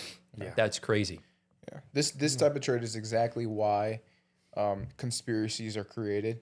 Because, like, why on earth would this dude... What's his name again? The guy? Nico Harris. Nico Why Harris. I literally work for the guy. I don't know why. I don't remember. Exactly, yeah. No, but seriously, why on earth would you make a trade like that? Now right? he's out of the So league. now it's like, Yeah. of course, conspiracies are going to come. Like, what's really going on? All that. It's because they got So they got Koopy. Right. Yeah. So They got Cooper Flag. Exactly. So, and he's looking really good. He is. But I'm still taking Luka Doncic over Cooper. I don't care how good Cooper gets. You do not make that trade. No. Again, just like the same Yeah. thing. I don't care. He might age well, though. Like Darius Garland could turn into a phenom, but you still trade for James Harden if you have the opportunity to. It's just a decision you make. Yeah. So yeah, that Very was cool. all of the trades, a lot of crazy trades and everything of that nature. Let us know down in the comments. Besides the Luka trade, because we all know it's number 1, what is the worst trade in your opinion? Yeah. And what was the most controversial take? We could have the worst trade tomorrow, too. No. Unless Giannis gets traded for Nothing. Jalen Clark in a second, it's not going to happen. So, boys, we've reached that point in the episode. Are we ready to reveal some more surprises? Let's do it. Welcome to the second half of the show, ladies and gentlemen. It's the main segment. We hope you enjoyed the top 10 worst trades in NBA history. Let us know if we should do more stuff like that with a lot of these like top 10 lists and everything of that nature. And as you can tell by the title and the thumbnail, we're going to be grading every single NBA team's trade deadline. So this is essentially every move that was made, from this past week. I mean, do we want to include, I guess the Trae Young trade should be a part of it? Yeah. Because that was a big domino that fell, even though it wasn't during the deadline. Yeah, we should include it. So we'll include that and then everything that happened throughout the past week of the trade deadline and everything of that nature. So how we're going to do is we're going to go through teams. I have a random order listed, and we're going to essentially talk about the ins and the outs, and we'll talk about it, give a grade, and then move on to the next. And we could do like pluses and minuses and stuff like that. Yeah, we can. Ranging from A+ all the way down to F- and stuff like that. So boys, I guess the question I'll ask you first before we start, what criteria are you kind of looking for with your grades here? Because there's a lot that goes into it because teams are in different situations. Well, I think it's for a lot of teams that are selling, we're looking to see if they sold the players they needed to sell the deadline. And the teams that are, and maybe bring in some assets, of course, for the future. teams that are buying or just in the middle of the pack, making good trades for themselves for the future and for the chance to get to the finals this year and, further in the playoffs. Yeah. That's kind of it. What about you, G? I think I'm in the same boat as Antoine, honestly. Just like the overall value that they got in return. So exactly. Right. Yeah. I feel like for me, the only thing I want to add is with the tanking teams, did it help your tank? Yes. Right. Are you going to be able to set yourself up for a top 10 pick? Right. Or did you get the adequate picks back for a certain player? Or was it smart keeping a player around and stuff like that? So let us know down in the comments. What would you grade your favorite team's trade deadline? And boys, are we ready to get into the first team? Yeah, let's do it. All right. So essentially what we're going to do, like I said before, we're going to intro the team, ins and outs. Antoine will explain it, and then we'll talk about it. So boys, we're going to start off with a team that we've been very critical of over the past few years, and that is the Orlando Magic. So the Magic are the first team. Antoine, what do we got? So for Orlando, the only move they made, traded Tyus Jones and 2 second-round picks for cash to the Dallas Mavericks. Yeah. Boring. Look, this was a team that needed to improve, right? We know you took the big swing in the offseason, getting Desmond Bane for 4 first-round picks, and the same problems, Gio, are occurring. Mm-hmm. Yeah, this is if I had a grade right now, this is an F-. Really? Because they did absolutely nothing. Exactly, yeah. Except just get cash. Yeah, essentially. I mean, Tyus Jones was a swing and a miss in free agency, or it was a sign and trade, or whatever the hell they got for Not him. even, yeah. But I'm super disappointed. I thought the Magic were better than this. This is going to cost Jamal Mosley his job. And, you know, Wow. I think I'm going to give this a straight F. I think there were worse. I think there were teams that wound up worse off of the deadline. That's why I'm not giving them an F-. Okay. We're saving that for a couple very specific teams. What would you give it, Antoine? Well, yeah, I mean, I think Jamal is going to be the first coach we see fired, if it is in the season or in the offseason. Well, we already saw a coach fired this season. It was your prediction, Willie Green. Oh, I'm so sorry. Okay, second one, but next anyway. So to him, and yeah, Orlando's kind of in a very limbo state right now. I'm not very, optimistic on them. Their logo is great, the new one, but the team is not great. So I transcend on that. Okay, we're back to Stop that. transcending. Yeah. Look, at some point, we're going to have a conversation about Paolo Banchero. Even though we've already had a ton of them already. We've talked about him being the most overrated player on the team. You talked about him as your big surprise last week. Yeah. And, I'm starting to have those same questions about Franz Wagner because, while they both don't make each other better, they'll have their moments when they're not good on their own. And the Magic might have to take a big swing at a guy like Giannis and give up Apollo or a Franz. Or both. It's very they probably won't doable. give up both. You probably want to pair Giannis with one of them. I guess. Yeah. But, essentially, I would say that it's been more so bad. I'm actually going to keep track of the grades we gave. So I gave him an F. Gio, you gave him what? F-? I said F-. And Antoine, what about you? I'll just straight F. Straight F. Perfect. Awesome. So that is the Orlando Magic. And again, let us know if there's any crazy sort of grades we give. Yeah. Are you ready for team number 2? Yeah. Guys, I'd like to say things get better, but I don't think they do because we're going to the New Orleans Pelicans. So again, a team that's been kind of, in the bottom feeder section of the NBA. And Antoine, they didn't do much, did they? No. The only thing they did is they moved Jose Alvarado for Dalen Terry and 2 second-round picks in cash, with Alvarado going to the Knicks, obviously. Yeah. And I think they wound up waiving Dalen Terry after they acquired him. They did waive him. And I believe he signed with the 76ers. All right. So that's, I guess, just some added depth. Okay. For me with New Orleans, I knew they were trying to semi blow it up. I thought Trey Murphy should have been moved. Yeah. Based on We all thought that. Based on how well he was playing. Zion could be moved down the line in the offseason. I did not expect him to go, but the fact that Trey Murphy didn't go means you didn't get the adequate package, which was 3 first-round picks in return, which honestly, looking at the scope of the NBA, was pretty doable, considering Desmond Bane went for 4, Mikal Bridges went for 6, and, that's just essentially how it goes. I'll save my grade for the end so we can all reveal them at the same time, but Gio, just real quick, your thoughts on the Pelicans. Regular, you know what I mean? Like C- is what I'm thinking, so yeah. Yeah. Well, yeah, I'm viewing this in the standpoint of they want to bring in the new head coach and see how everyone's going to be doing. Obviously, that they have a lot of talent on that team. So it could be a next year thing where Trey gets moved or Zion, Jordan Poole, Jordan Hawkins. I don't think the rookies get moved, obviously. No, they won't. So I'll go at a straight D, just for the package for Alvarado. Nothing really too great for a player of that caliber for bench help. Yeah. And that's pretty much it. I'm going to agree. I think I'll just give it a D because you just revealed the grade anyway. I was going to have a big reveal at the end. Yeah. But it's fine. But I think it's a D. I just don't think it's F because you at least got something in return for Alvarado. Right. I don't think it was worth him being on the team anymore. Mm-hmm. And he'll add some value and defense to the Knicks. Exactly. So not so bad.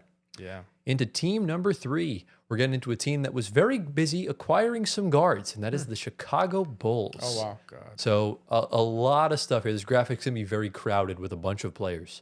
So, Antoine, what do we got from the Chicago Bulls end of things?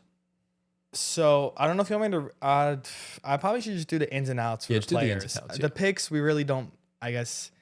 Everything will be on the screen that you don't mention anyway, so it's fine. Yeah, so I guess the main ins, of course, Jaden Ivey, Colin Sexton, Anthony Simons, Gershon Yabusele, Rob Dillingham, and Nick Richards. Oh my God. The main outs are Kevin Huerter, Kobe White, Ayo Dosunmu, and Nikola Vucevic.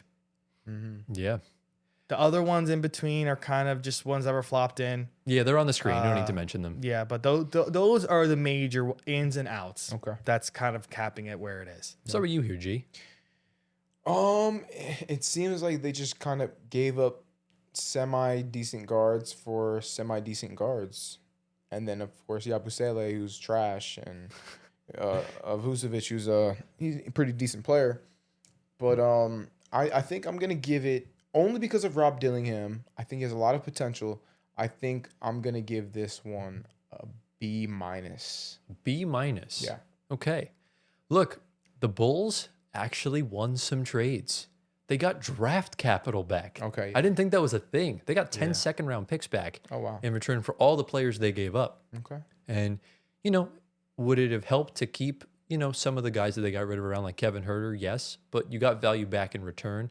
I think the package they got back from Boston for Vooch was really good. And I like the guards they have in the room. Mm-hmm. Anthony Simons is a pro's pro, great player. I think that Rob Dillingham, Gio, he's finally getting an opportunity to play. He's getting minutes. And he's getting minutes. And, kind of looking in at the rest of the ads they got in, they got back Jaden Ivey, who we know has a super high ceiling. Mm-hmm. Just didn't really get the opportunity in Detroit. Having him playing next to Josh Giddey now, or whoever they decide to play in that guard rotation can work. Mm-hmm. And Yabusele had a really good first game for the Bulls and then kind of fell off a cliff. Yeah. So for me, I think the Bulls had a very good deadline. I'm going to give this a B+. Okay. Yeah, I'm around the same area you guys. This is a straight B. I think the optimistic part of all these trades is, of course, Jaden Ivey, I think, number one. Anthony and Sexton are FAs at the end of the year, so it's up to them if they want to bring them back or let them walk, obviously. Mm-hmm. Regardless, you have Jaden Ivey and Josh Giddey in the backcourt. Your bench is Rob Dillingham. You're going to draft some guys, maybe pick up somebody else. Trey Jones is still there as well. Yeah. Nick Richards is a nice center to have as well. Yabusele is probably going to walk at the end of the year, just from the looks of it. So, but all around, they moved the guys they had to move off of, in my opinion, because they were not going to re-sign them, which was the 4, obviously. Right. So, straight B. Very good moves, regardless, for me. Not so bad. And you gave him a B-, right, Gio? I did. All right. Awesome. Antoine, are you ready to talk about your team, the New York Knicks? Okay. All right. Pretty quiet deadline for a team that we thought was going to get Giannis Antetokounmpo. Yeah. Well, yeah. They only made one move. Well, no, two. We're gonna do. We got the outs are Gershon Yabusele, Dalen Terry, of course. Good riddance. And then the in is Jose Alvarado.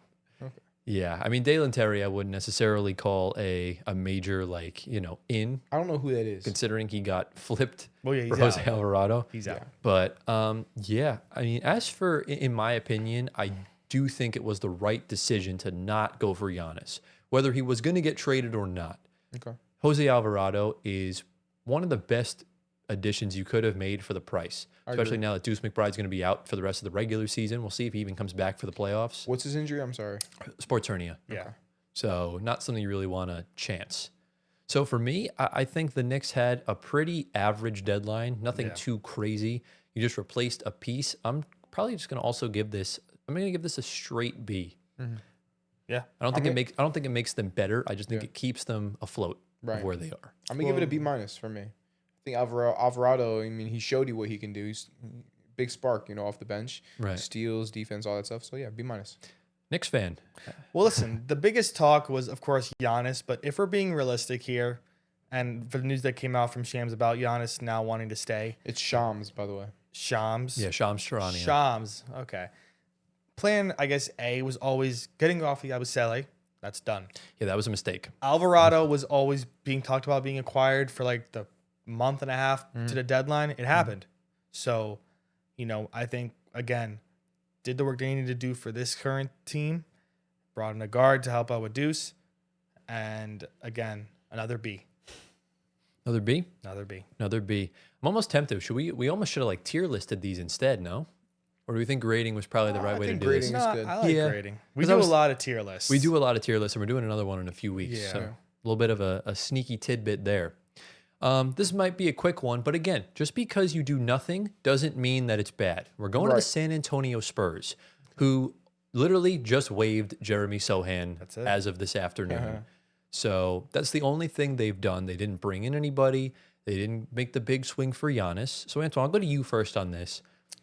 Is nothing the right thing for the Spurs? And if it is, how good or how bad? Like, what kind of vibe are we getting from the Spurs kind of standing pat? Well, I think the thing with the Spurs is that their team is already fully kind of built for this season. If we're being honest, the starting five is great and the bench is great. Jeremy Sohan was the only, I guess, like not missing piece, like, damaged goods type of thing where he wanted out. They couldn't get a package for him. And he's waived, and you move on with your lives. And you free open a roster spot. They could get someone on the buyout market. There's a lot of guys on there. So again, a lot of depth on that team, and they didn't want to break it up for Giannis or anything else. Right. So again, I guess kind of the grade we can do for this is just, I don't want to say incomplete, but just has to be a letter.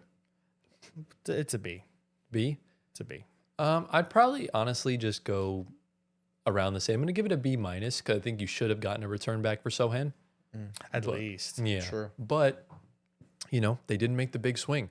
This is a young team. Let them get playoff experience. Agreed. I don't care if they lose to a 7 seed in the first round. Like, this is good for them, right? You have Wemby, you have Castle, you have Harper. This is fine. I'm okay with it. They're second in the West right now. And right now, if the season ended today, you'd be playing the winner of Phoenix and Golden State. Phoenix will give them trouble. Golden State won't. But, that can be a good learning experience for them. And if you win that series, you're playing the winner of Houston and Minnesota. So could be interesting. So I'm going to give it a B-. Yeah, I'm going to give it a B myself. All right. So B- for me, a B- for you, Antoine? I'll go B. A B, and then a B- for you, G? Yeah. Yes, Perfect. sir. All right. Into team number 6, we are going to the Denver Nuggets. Another bit of a quiet team here. Didn't really do much. Antoine, what we got? Well, yeah, I mean, nothing crazy. All they did was send Hunter Tyson to the Nets Who we waived. for a second-round pick. Yeah, there was really not much the Nuggets could do. No, another team like the Spurs. They did most of their work in the offseason. Exactly. Right? They had a really good free agency. And even the thing, too, like Zeke Nachi's been playing really good ever since Jokic got hurt. Right. So while his trade value did go up, it really wasn't enough to, make a big trade like that. Right. You need your front court depth there. So for me, there's not really much they can do. I'm just going to give this a C+. Yeah. I'm in the same boat as you. Yeah, C+. exactly. Again, the buyout market's a major factor here for the teams that didn't do much because they can always pick up somebody that's still available, depending on the money, of course. Right. And if they need if they need anybody, of course, for injuries concerns. Yeah. Sohan could be a good name for them, especially because their power forward depth is thin. They So are no. because he wants them to go to the Knicks. Oh. But they are interested in Lonzo Ball, which would be kind of That's weird. interesting. On the Nuggets. Yeah. It's very interesting. I don't know how I feel about that. I An don't like it. injury-prone player going to altitude. I don't like it. It's kind of dicey, Not a but fan. Lonzo could prove me wrong. We never know. So Boys, are we ready to get into the next team? Yeah.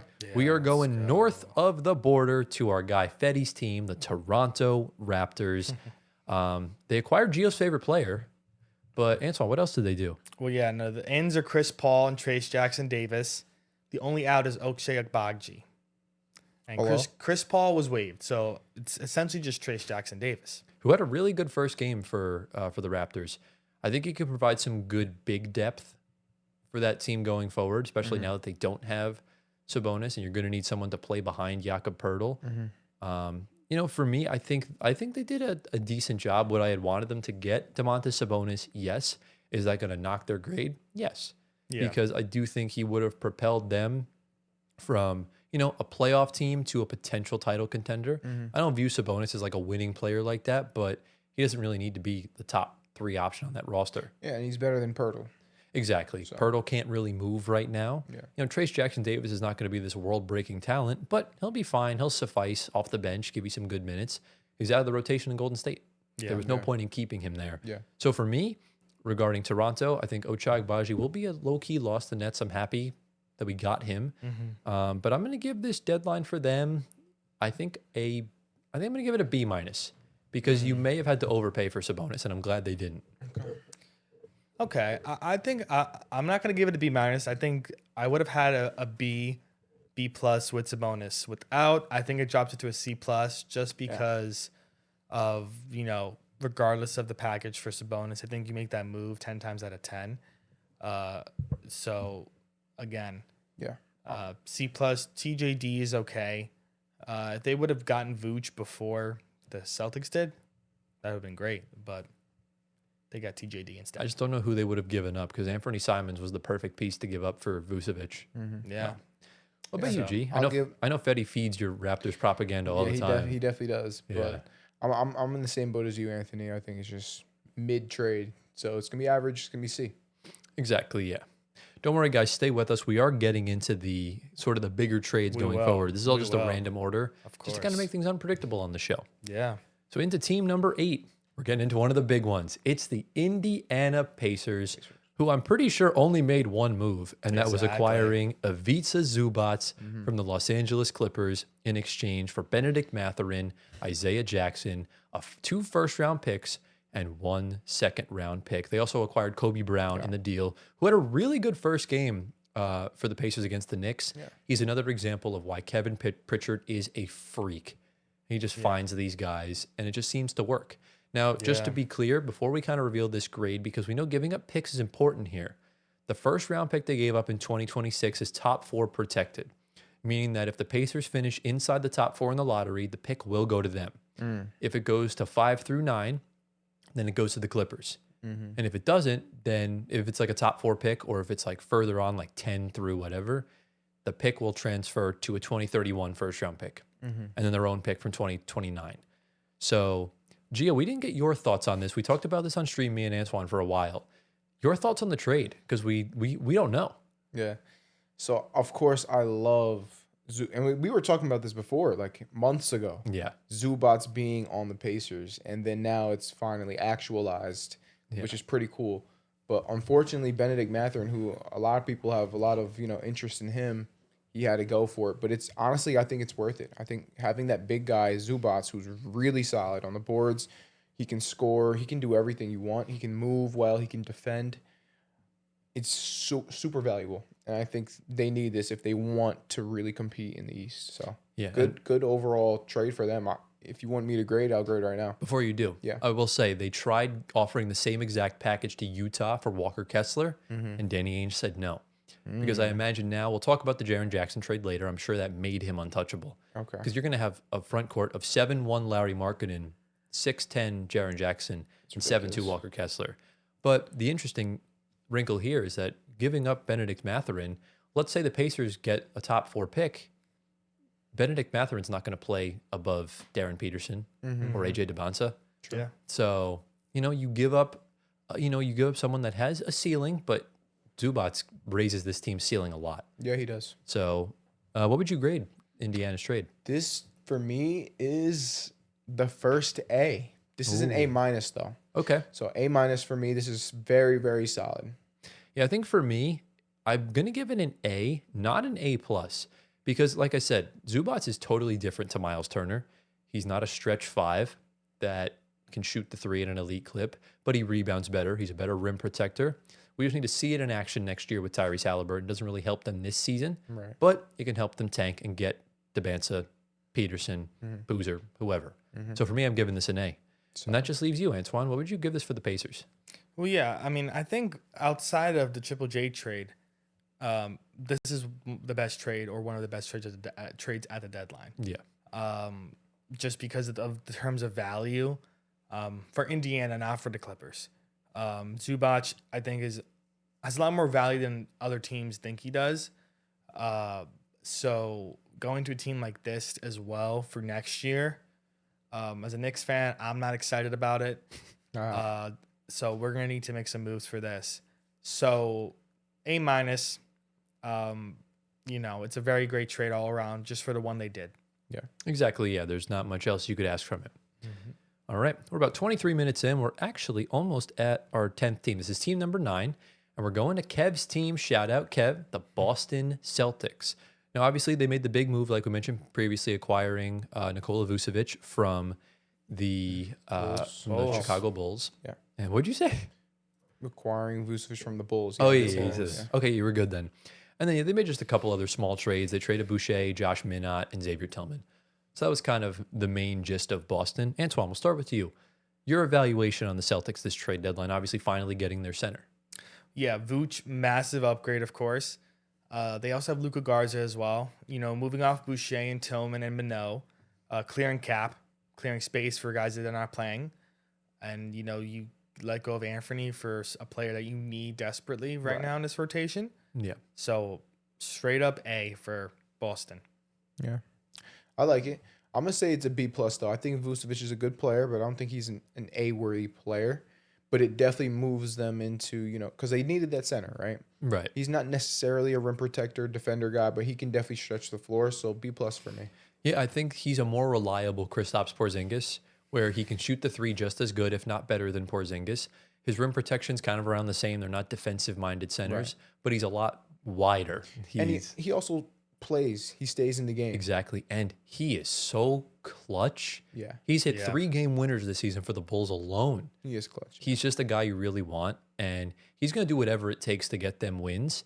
As far as that goes, for the price you gave up for him, I think this is great. I think this is a good piece of business from Boston. Yeah. He is on the older side, but then again, this team kind of is, except for Jason Tatum. So I'm going to kind of give this, again, it's more for next year specifically, but they're second in the East right now. They could easily make a run to the finals this year. I'm going to give this an A-. Okay. I think this was almost as perfect as you could have gotten on this trade. And Antoine, you said you gave it a straight A, right? Straight A, yeah. All right, so I'm giving it an A-. We're ready for team number 10. We're hit the 1/3 point. We are going to arguably the best team in the NBA right now, the Detroit Pistons. So Antoine, tell us what the Detroit Pistons did this deadline. Well, yeah, their main in is Kevin Huerter, and the main out is Jaden Ivey. And that's all she wrote. Yeah. Gio, start with you. Pistons, what we saying? Just a 1-for-1, honestly.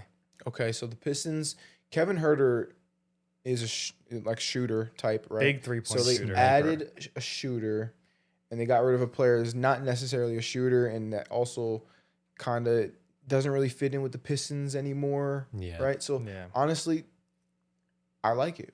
I'm gonna say this is a B+. Yeah, I think Tyrese Halliburton talked about this on the Nightcap on Prime a few nights ago. They were asking him what kind of trades you liked. Obviously, Big Zoo was his big, the big trade. But he said a sneaky one that he loved was Detroit adding Kevin Huerter. Yeah. And we saw last year, the one thing that really the Pistons couldn't really get going was 3-point shooting. Malik Beasley was inconsistent. Tim Hardaway was inconsistent. I think you've replaced both of them beautifully. Yeah. Bring in Duncan Robinson, who's played in 2 finals and can shoot the lights out. Having a good season. And now you have Kevin Huerter, who low-key has been one of the more under-the-radar improved players over the past few years since he joined Sacramento and then kind of made his way to Chicago, and now he's here in Detroit. Cade is going to love playing alongside him, and I think this is perfect for them. Jaden Ivey, unfortunately, things didn't work out the way they did, so it's fine. For me, I think this is a move that solidifies their title contention, and I'm going to give this a I'm going to give this I'm debating between B+ and A-. Would you give it? I said B+. I think I'm going to give it an A-. Okay. Because this is a team that, like, when you're at the top of the East and you got the Thunder looming, you really need to make small moves that make big impacts. I think he's that. Okay. So I'm going to give it an A-. Solid take. Okay. For me, it's a B. Straight up. Why is this? Well, Herter is somebody that, can have very good nights and very bad nights. I saw when he was in Atlanta playing against the Knicks, it was kind of that same story for a little bit. Obviously now he's older, but his 3-point shooting is not dropped off at all.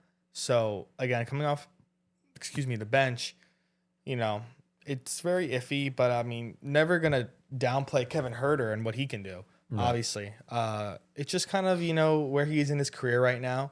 And for Jaden Ivey, so the value may not add up for those two guys, just for some terms. For like some people may say Ivey's worth a lot more than just Kevin Herter. Some people may not.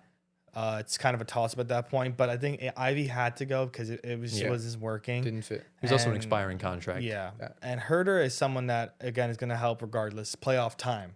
And Ivy, I feel like, wouldn't have done the same thing. Yeah, the best defense adds another shooter. So it's always good. Exactly. More spacing always helps. Yeah. All right. Into team number 11. We'll move probably a little bit faster because it took us 28 minutes to do 10 teams. We obviously don't want to be here for an hour and a half. Yeah, we got to fly. Next team, Milwaukee Bucks. Oh, goodness. Obviously, Giannis stays.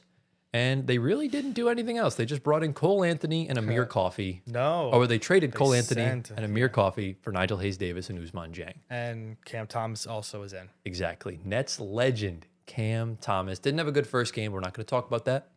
But Antoine, your thoughts on the Bucks trade deadline? Keeping Giannis is kind of the main thing.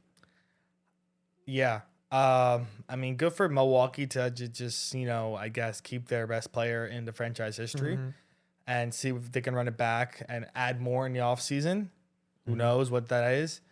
The packages, who knows what they were? I would probably just give him a solid C for Cam Thomas. That brings it up. I think without Cam Thomas, it's a D. I think it's a D with Cam Thomas. Because if the reports were true and they weren't even going to trade Giannis, regardless of the offers, like, what are we doing? Yeah, why are we, That was your chance at a reset. Yeah. You tried getting Ja Morant, and it didn't work. Yeah. So, for me, I'm giving this a D. Where does that leave you, Giovanni? This leaves me at an F+. Really? Wow. Wow, he's low. Yeah. They were supposed to reset their entire future with this Giannis thing. Yeah. They keep him, and they're going to do absolutely nothing with him. Exactly. You know what? Giannis, F+, that is good for the... Thumbnail. See, Antoine be tapped in. Antoine be tapped into the lingo. I'm locked in. Gio's never locked in. Remember that. Okay. Exactly. Got another quick one up next. Another team that did nothing. The Houston Rockets. Nothing. Not one thing at all. And this is a team that's been kind of streaky. They haven't really been playing at 100% offensively. So, Gio, how would you evaluate the Rockets doing absolutely zilch? This is interesting because they could have easily brought in a point guard. That's where the buyout market comes in. Buyout market comes in, yeah. Right. So, but then again, Reed Shepherd is also playing pretty improved, like very improved basketball. So I don't know. I feel like this is a tricky one, honestly. But since they did nothing, I have to go average. We're gonna go with the C. Yeah, I think for me, I'm gonna give this a C-. It's just a little bit below average. You can get a guy like Lonzo Ball in the buyout market. He's not gonna really help much, but any little bit of oomph would have helped. Yeah. So I'm giving it a C-. I'm on the exact same page as you, Tyler. C-. Yes, sir. See, we're there. It's just we got that connection. Yeah. So nothing crazy there. I thought Houston would have at least done something. Maybe trade like Tari Eason to bring in some depth. But it is what it is. But Gio, turn that frown upside down, my friend, because we're going to your favorite team of all time, the Philadelphia 76ers, who traded away my sunshine, Jared McCain, and they traded Jared McCain for a first-round pick to the OKC Thunder and traded Eric Gordon for a second-round pick swap. Obviously, Jared McCain had an incredible rookie season, tore his meniscus, then tore a ligament in his thumb, and just, he started to play a little bit better, and now is in Oklahoma City Thunder. So how would you evaluate this for the Sixers, Gio? This is probably the hardest one for me to evaluate. Yeah. Because you have a guy like Jared McCain with so much talent, right? Yeah. But you also have VJ Edgecombe and Tyrese Maxey, who's your starting backcourt. So it's like you have a guy on your bench that is a starting level player. You know, what do you do with him? And it's kind of like a James Harden situation where you end up trading him away. Right. It's unfortunate, but you got a first round pick out of it, and who knows what that can turn into. That being said, I'm gonna give this a C+. C+. Maybe not popular, but C+. I kind of agree with you in that situation because I think McCain would have provided really good value in the playoffs. Remember, this is a Sixers team that's got a ceiling on the second round for the past decade. So any little bit can help. And, you know, you've seen in his last few games, he's been really confident shooting the ball. His playmaking's been good. I love the way he probes around the paint and finds the open man. And he's been good for a lot of the bigs that they have. Yeah. So without him, there's going to be a void in that lineup. But you still have Quentin Grimes. You still have Kelly Oubre. Right. So things will be okay. You got a first-round pick from a plethora of OKCs. I'm going to give this just a B-. I think it's just pretty, you know, slightly above average. Yeah, I'll probably rock with the B-. Very good for OKC, obviously. Philly just clears a roster spot. You know, they want to get this guy his playing time that they weren't going to offer him. First round and 3 seconds, it's not bad at all. Pretty good, yeah. And we'll talk about OKC later on when we go to the acquiring of Jared McCain. Yeah. So shout out to the Sixers. Shout out Jared McCain. Go hoop and vlog to your heart's content. The Oklahoma City Thunder's TikToks are going to be popping. They got him. They got J-Dub. That's the zestiest team in the league, bro. It might be. Nah, as long as you have Karl Anthony Towns on your roster, it is the New York Knicks. Him and Josh Hart alone have to be the zestiest team in the league. Why Josh? Oh, we're not.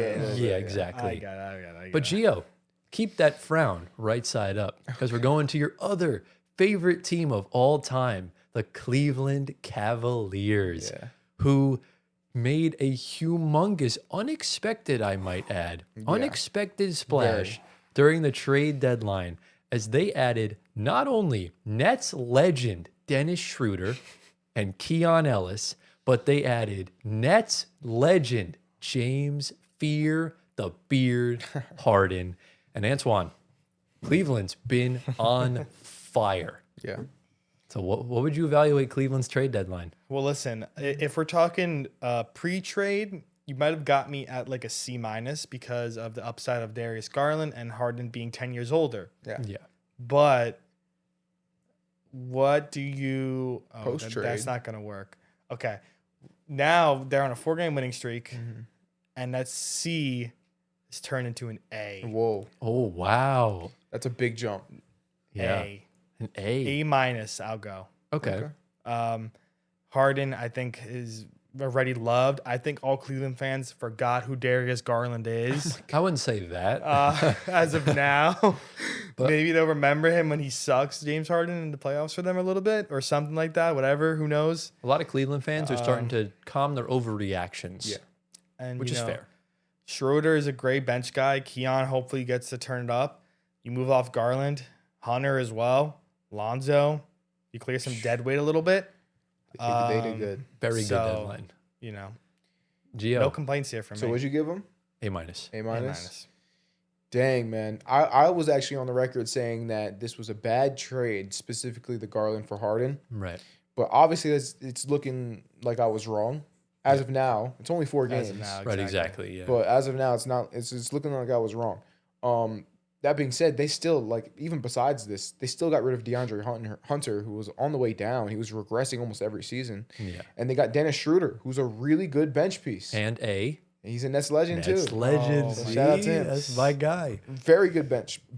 If that's your backup point guard. You have 2 backup point guards because you you're doing have great Keon things. Ellis as well. Right. Well, he's not a point guard. I would consider him just a regular guard. He's a point guard that can defend. Yeah. But still, no. So even that alone is A-worthy. exactly. So now you add James Harden to that, damn near an A+. I'm not going to do it, though, because it's the Cavaliers. So we'll just settle with the A. Look, Cleveland smashed it when Gio's giving them praise. Yeah. And rightfully so. Because, like, you look at the individual trades they made. Like, Lonzo was just a dump for salary and stuff like that because he was averaging 4, and 4 on, like, awful shooting, so it's fine. But you take a regressing DeAndre Hunter, you bring in 2 guards that are willing defenders, willing shooters, willing playmakers. Yeah. And Dennis Schroeder, I'm dead serious. Dennis Schroeder is one of my favorite Nets in this era because the way he He shows up every day, Yeah. does what he does, and he helps the young guys out. And he helps the team win. He's going to be a huge influence on Jalen Tyson, on Naquan Tomlin, on Craig Porter Jr. I'm looking to see growth out of them because of Dennis Schroeder. And James Harden, you make that trade 80 million times out of 100. Just hurts seeing him play with Jared Allen. Should have been in Brooklyn, but it's fine. Can we backtrack to Milwaukee for a second? What happened?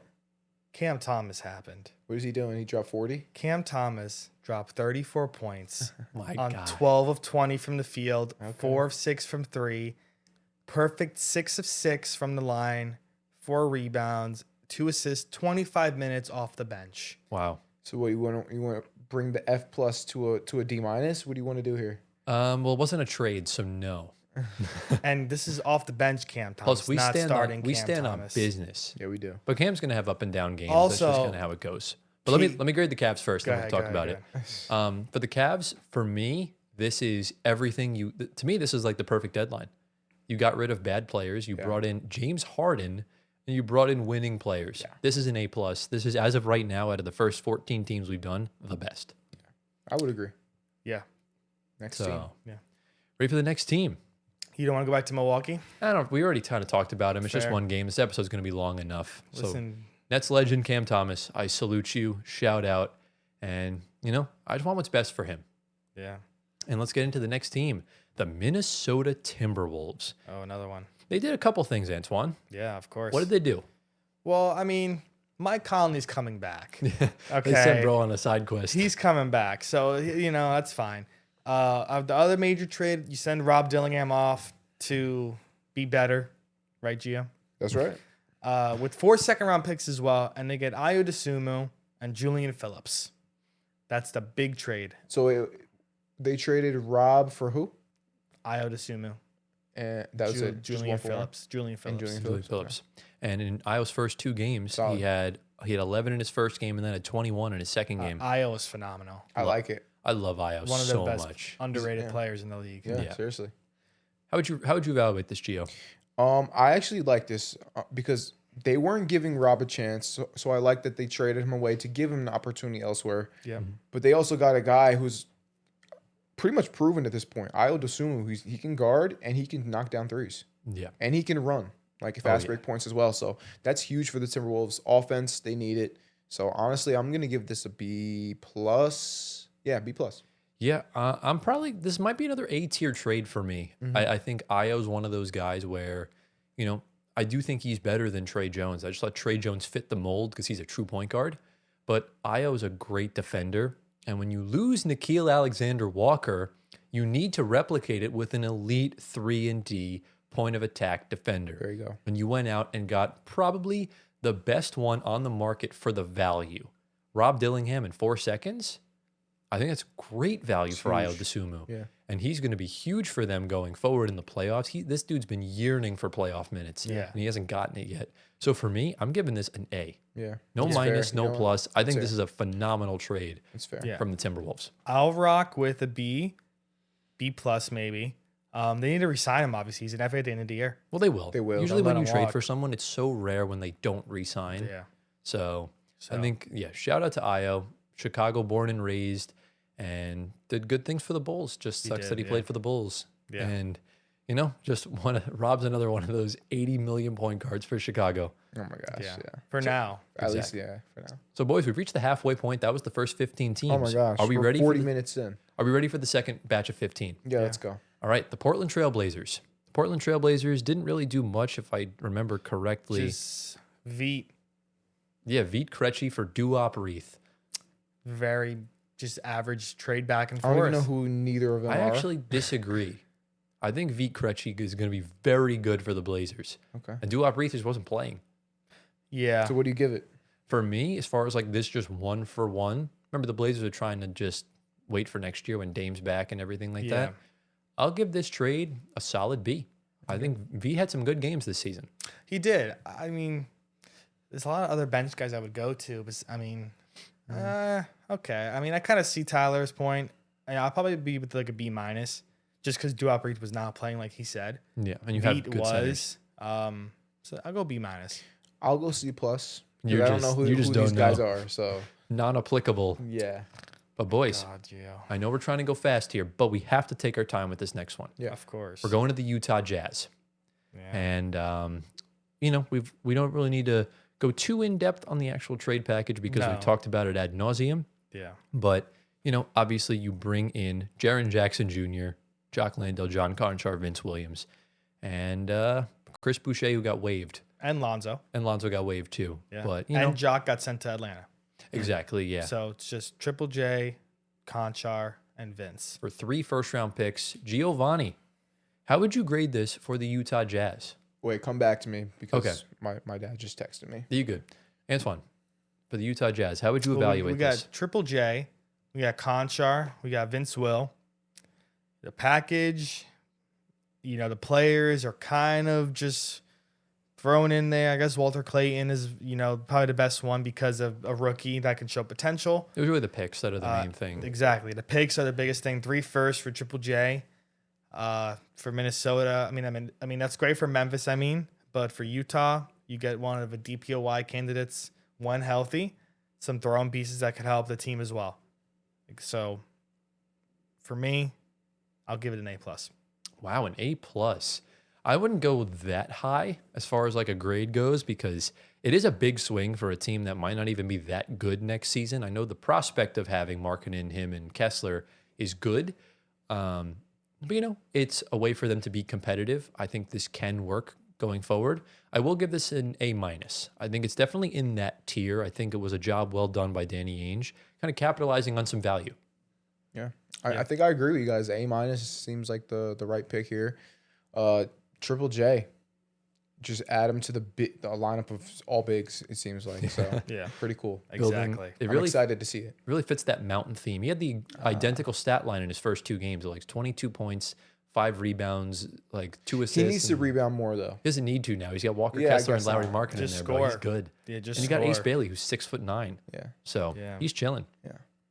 Ready for team number 18. Let's rock. We are going to the Los Angeles Lakers, who I believe only added Luke Kennard for Gabe Vincent. I love that actually. I really do. That's an A trade to get off Gabe Vincent. Exactly. Dude. But Luke Kennard's a good player. Yeah. Lights out shooter, good playmaker, Yeah. veteran. Yeah. So Knockdown shooter. He even added he can get to the basket now. Duncan Robinson also added that ability to him. So Luke Kennard did that as well. Gabe Vincent is just dookie. LeBron James, I saw this little clip on Instagram. I was doom scrolling like Anthony does. yeah. I saw this clip. and I saw LeBron James go like this to whoever it was. He was like this. He was pointing at Gabe Vincent. He was like this guy. Ass. He was like this. No Something like that. Yeah, I'll show you the way. clip after. But he did that, and I'm like, What? yeah, he's gone. Not surprising considering he got moved. Yeah, and then he's gone, and now Luke Kennard's in. This is huge. This is an A for me. He was on LeBron's AAU team, Who? Luke Kennard. Oh, Luke Kennard. Yeah, Okay. when LeBron ran an AAU team, Luke Kennard was one of the young prospects on that team. Okay. So they have history and stuff like that. So you gave this an A, Gio? Yeah. I'm going to give this I don't know if I want to give this an A+, because Kennard's not going to add that kind of value, but I'm going to give this an A as well. I will rock with the B+. B+, he's a hater. But you know what? It's okay, Antoine. It's because I said that you doom scroll. So Sure, think that's probably why. whatever fits your agenda, Gio. It really is. But shout out to Luke Kennard, shout out to the Lakers. Antoine, the next team we have is the Charlotte Hornets, a red-hot team that added pieces. Who did they add? Well, I mean, the in is Kobe White, obviously, and Xavier Tillman. The outs are Colin Sexton, Mason Plumlee. I think that's it. that's it. Ousmane Dieng and Mike Conley as well. Oh, man, they're gone. Right. But they Ousmane were is in Milwaukee now, and Conley's Right, back yeah. to So mainly Milwaukee. Kobe White, Colin Sexton. Exactly. Yeah. And they got about like 7 second-round picks. 7? They acquired 7, yeah. Okay. No, they didn't. Oh, they sent out. sent out. They sent 7. out. Okay. Yeah, they sent out. 7 second-round picks. Sorry. Yeah. Got it. For So- Kobe White, I'm assuming. No, it was just a in it was a total. whole bunch of Just- trades, yeah. okay. So Gio, how would you evaluate this? 'Cause I know you were critical on the Colin Sexton departure. I do like Colin Sexton. I think he added a lot to the team defensively. He kind of set the tone. He's a dog, young bull. We all know that. Now he's on the Bulls. And now he was on the ball. I guess it was fitting, right? Exactly. But yeah, I mean, this team is full of guards, and to add another guard that has a lot of potential. I mean, he's shown us what he can do. Kobe White. He's averaged what, like 20, 22 points a game at one point in his career. Yeah. So like to put him with LaMelo Ball, Concanepo, Brandon Miller, these guys who are kind of like guards, I don't think you need that. I think you could have went somewhere else with that. And because of that, I think he's a good player, Kobe White, but the fit is not the best. So I'm gonna give this a C. Yeah, I'm in the same agreement because like your guard room is so stacked, right? You have LaMelo, Concanepo, Brandon Miller, and you also add that to, Miles Bridges is still on the team. Where is he going to get the minutes? Right. And that's where I'm a little perplexed by it. I feel like Charlotte Hornets did a lot of just dancing around for nothing. And I think they could have done a lot better here. As good as Kobe White is, I just don't, he's not going to get as many minutes. His role is going to be decreased. So I'm just going to give this a C+. Now, don't get me wrong, just really quickly. Yeah. I know we're running long on time, but he's definitely going to help with shooting. I mean, they're already a good shooting team, but he's going to help with that as well. You gave it a C, right? It's still a C for me. What about you, Antoine? I would go C as well. C as well? Yeah. Fair enough. It's a mad trade. It really is. All It just felt like it didn't even need to be done. Well, you said C or C+? C. C? Okay, Yeah. perfect. All right, Gio. It's time for the Sacramento Kings. We talked about them in the team spotlight. Duke. Absolute booty juice of a trade deadline. You bring in, you take out Dennis Schroeder and Keon Ellis, and you bring in DeAndre Hunter. And 2 second-round picks, too. Yeah, I guess that's probably the best part of the deal. But, No, they traded. Oh, well, yeah, it's even worse then. So, This is an F, bro. I will kick have this off. nothing to say. I will kick this off with a fat F-. Yeah. What do you guys give? Gio, give it a normal F? Yeah, this is an F. And then There's Antoine? nothing else to say Yeah. here. Awful. F or F- for you, Antoine? I'll go F. F? All right, fair enough. Yeah, Sacramento's one of my few teams in the F-. So not so bad. Into the next team we go. This would have been an F- last year. We have the Dallas Mavericks, who also low-key didn't really do much better than last year. You traded Anthony Davis and 3 players for Chris Middleton, A.J. Johnson, and Marvin Bagley, and Tyus Jones. And they got 2 firsts. Exactly, yeah. So, Gio, how we feeling on this? Oh, man, this is interesting. You should have got more for AD. Yeah. But is Chris Middleton hurt? Or is he playing? I think I don't really know. Because I haven't seen him in the lineup. Yeah. So Remember, they're also kind of tanking. Right. That's probably what it is. But I do like Chris Middleton. I don't think his career is over. No, it's not. And then Marvin Bagley, he's kind of like mid. So I'm gonna just give this a C-. I don't want to give it a D because they got 2 firsts, right? Yeah. So I'll just give it a C-. I hope AJ Johnson gets some burn, but like I said, I've gone over this in the last episode where the return for Luka is right now you and Chris Middleton and 3 firsts. Yeah. That's not good enough. No offense to you. Yeah. But I'm going to give this an F+ because the Mavs really screwed this up. And did you see there's a equity group that's trying to partner with Mark Cuban to buy back the Mavs, try and save them. So, what would you give this, Antoine? This is a D+. A D+. That's fair. Yeah. I've never heard of that grade before, but I guess we'll roll with it. I mean, I've never heard of an F- either. Yeah, me neither. So that's fair. So a D+ for D for Dallas. Does that sound about right? Yeah. There you go. So, but Gio, guess what? We're going to one of your favorite teams How many favorite teams my I got? God. of Exactly. all time. The Golden State Warriors. Another F, bro. The Warriors traded Jonathan Kuminga and Buddy Hield for Kristaps Porzingis, and then they traded Trace Jackson-Davis for a pick. Okay, I didn't even know this happened. Which one? Where was I? I was probably under the rock which when this one? happened. Yeah. The Kuminga trade? Yeah. You didn't know about that, really? No. It happened at like midnight, so he was probably asleep. I was probably No. It happened when we were here, Gio. It happened when we were uploading the podcast it was last week. It was after we left. No. Yeah, no, I remember when I on my way home. No, I said it. I said Jonathan Kuminga got traded to the Nah, Hawks. No, I was when it was. No, I was. you guys are both capping. I was in the car on my way You guys home. are both capping. No, because I would have known. I said That's it to too this big. man. That's too big for me to forget. I was in the No. car on my way home. I remember that vividly. All right. I think you both are capping. No, we're not No, capping. we're definitely But, not I capping. said it out loud. All right, let me get to my grade, bro. Yeah, how would you? Well, let's get to Antoine's first. Wait, Yeah. I'm going to Yeah. find a Shams tweet. Let's do it later Okay. because we're pressed for we, time. we were here. Yeah, we're pressed for time. How would you evaluate this? I don't know. The Kuminga's value and Hield for KP doesn't add up, honestly, in my opinion. I know Kuminga's value's kind of down rocketed ever since, the whole debacle there. I'm going to go C-. C-. All around because I KP's think I agree injured. with that. But here's the thing, though. They were trying to get – they should have gotten Lauri Markkanen, but they got Kristaps Porzingis, who was pretty much marketing but injured and older and not as good. Mm-hmm. So this is kind of what they did. They messed up and they tried to recover, and it just didn't work. The Pods is still on the team. And that. Like, it's nuts. So what would you give it, Gio? C-, yeah. C-. D+, actually. Oh, D+ instead? Yeah. Okay. For me, look, I think if Porzingis can get healthy, which I believe he can, otherwise they wouldn't have made this trade, I think he adds a lot of value to the offense. So for that reason alone, I'm going to give this a C+, because no matter what value you had for Kuminga, they didn't value him. And I think it's okay, but I'm actually going to change it to a C normal. I think I overestimated it first, but we came back down to earth and we're fine. So we have 8 teams left. On to the next one. We have the OKC Thunder, who didn't really do much this deadline. They traded Ousmane Dieng for Mason Plumlee and then acquired Jared McCain, my sunshine. Gio, how would you grade this now from the other end of the Jared McCain trade? Yeah, so on the other end, I think OKC wins this trade. For sure. Jared McCain is a really good player. And so I'm straight off the bat, I'm just going to give it an A-. A-? Yeah. Thank you for respecting our sunshine. Yeah. That is Jared McCain. He's now separated from Tyrese Maxey and VJ Edgecombe, the other Sunshines, and Buddy Hield, who was also a member of the Sixers Sunshine. Yeah. But this is the rich getting richer. The greed they talked about in the Bible. Jared McCain's going to provide so many good minutes in the playoffs for OKC, and you give up Ousmane Dieng, who wasn't going to get minutes. This was the best case scenario for the Thunder.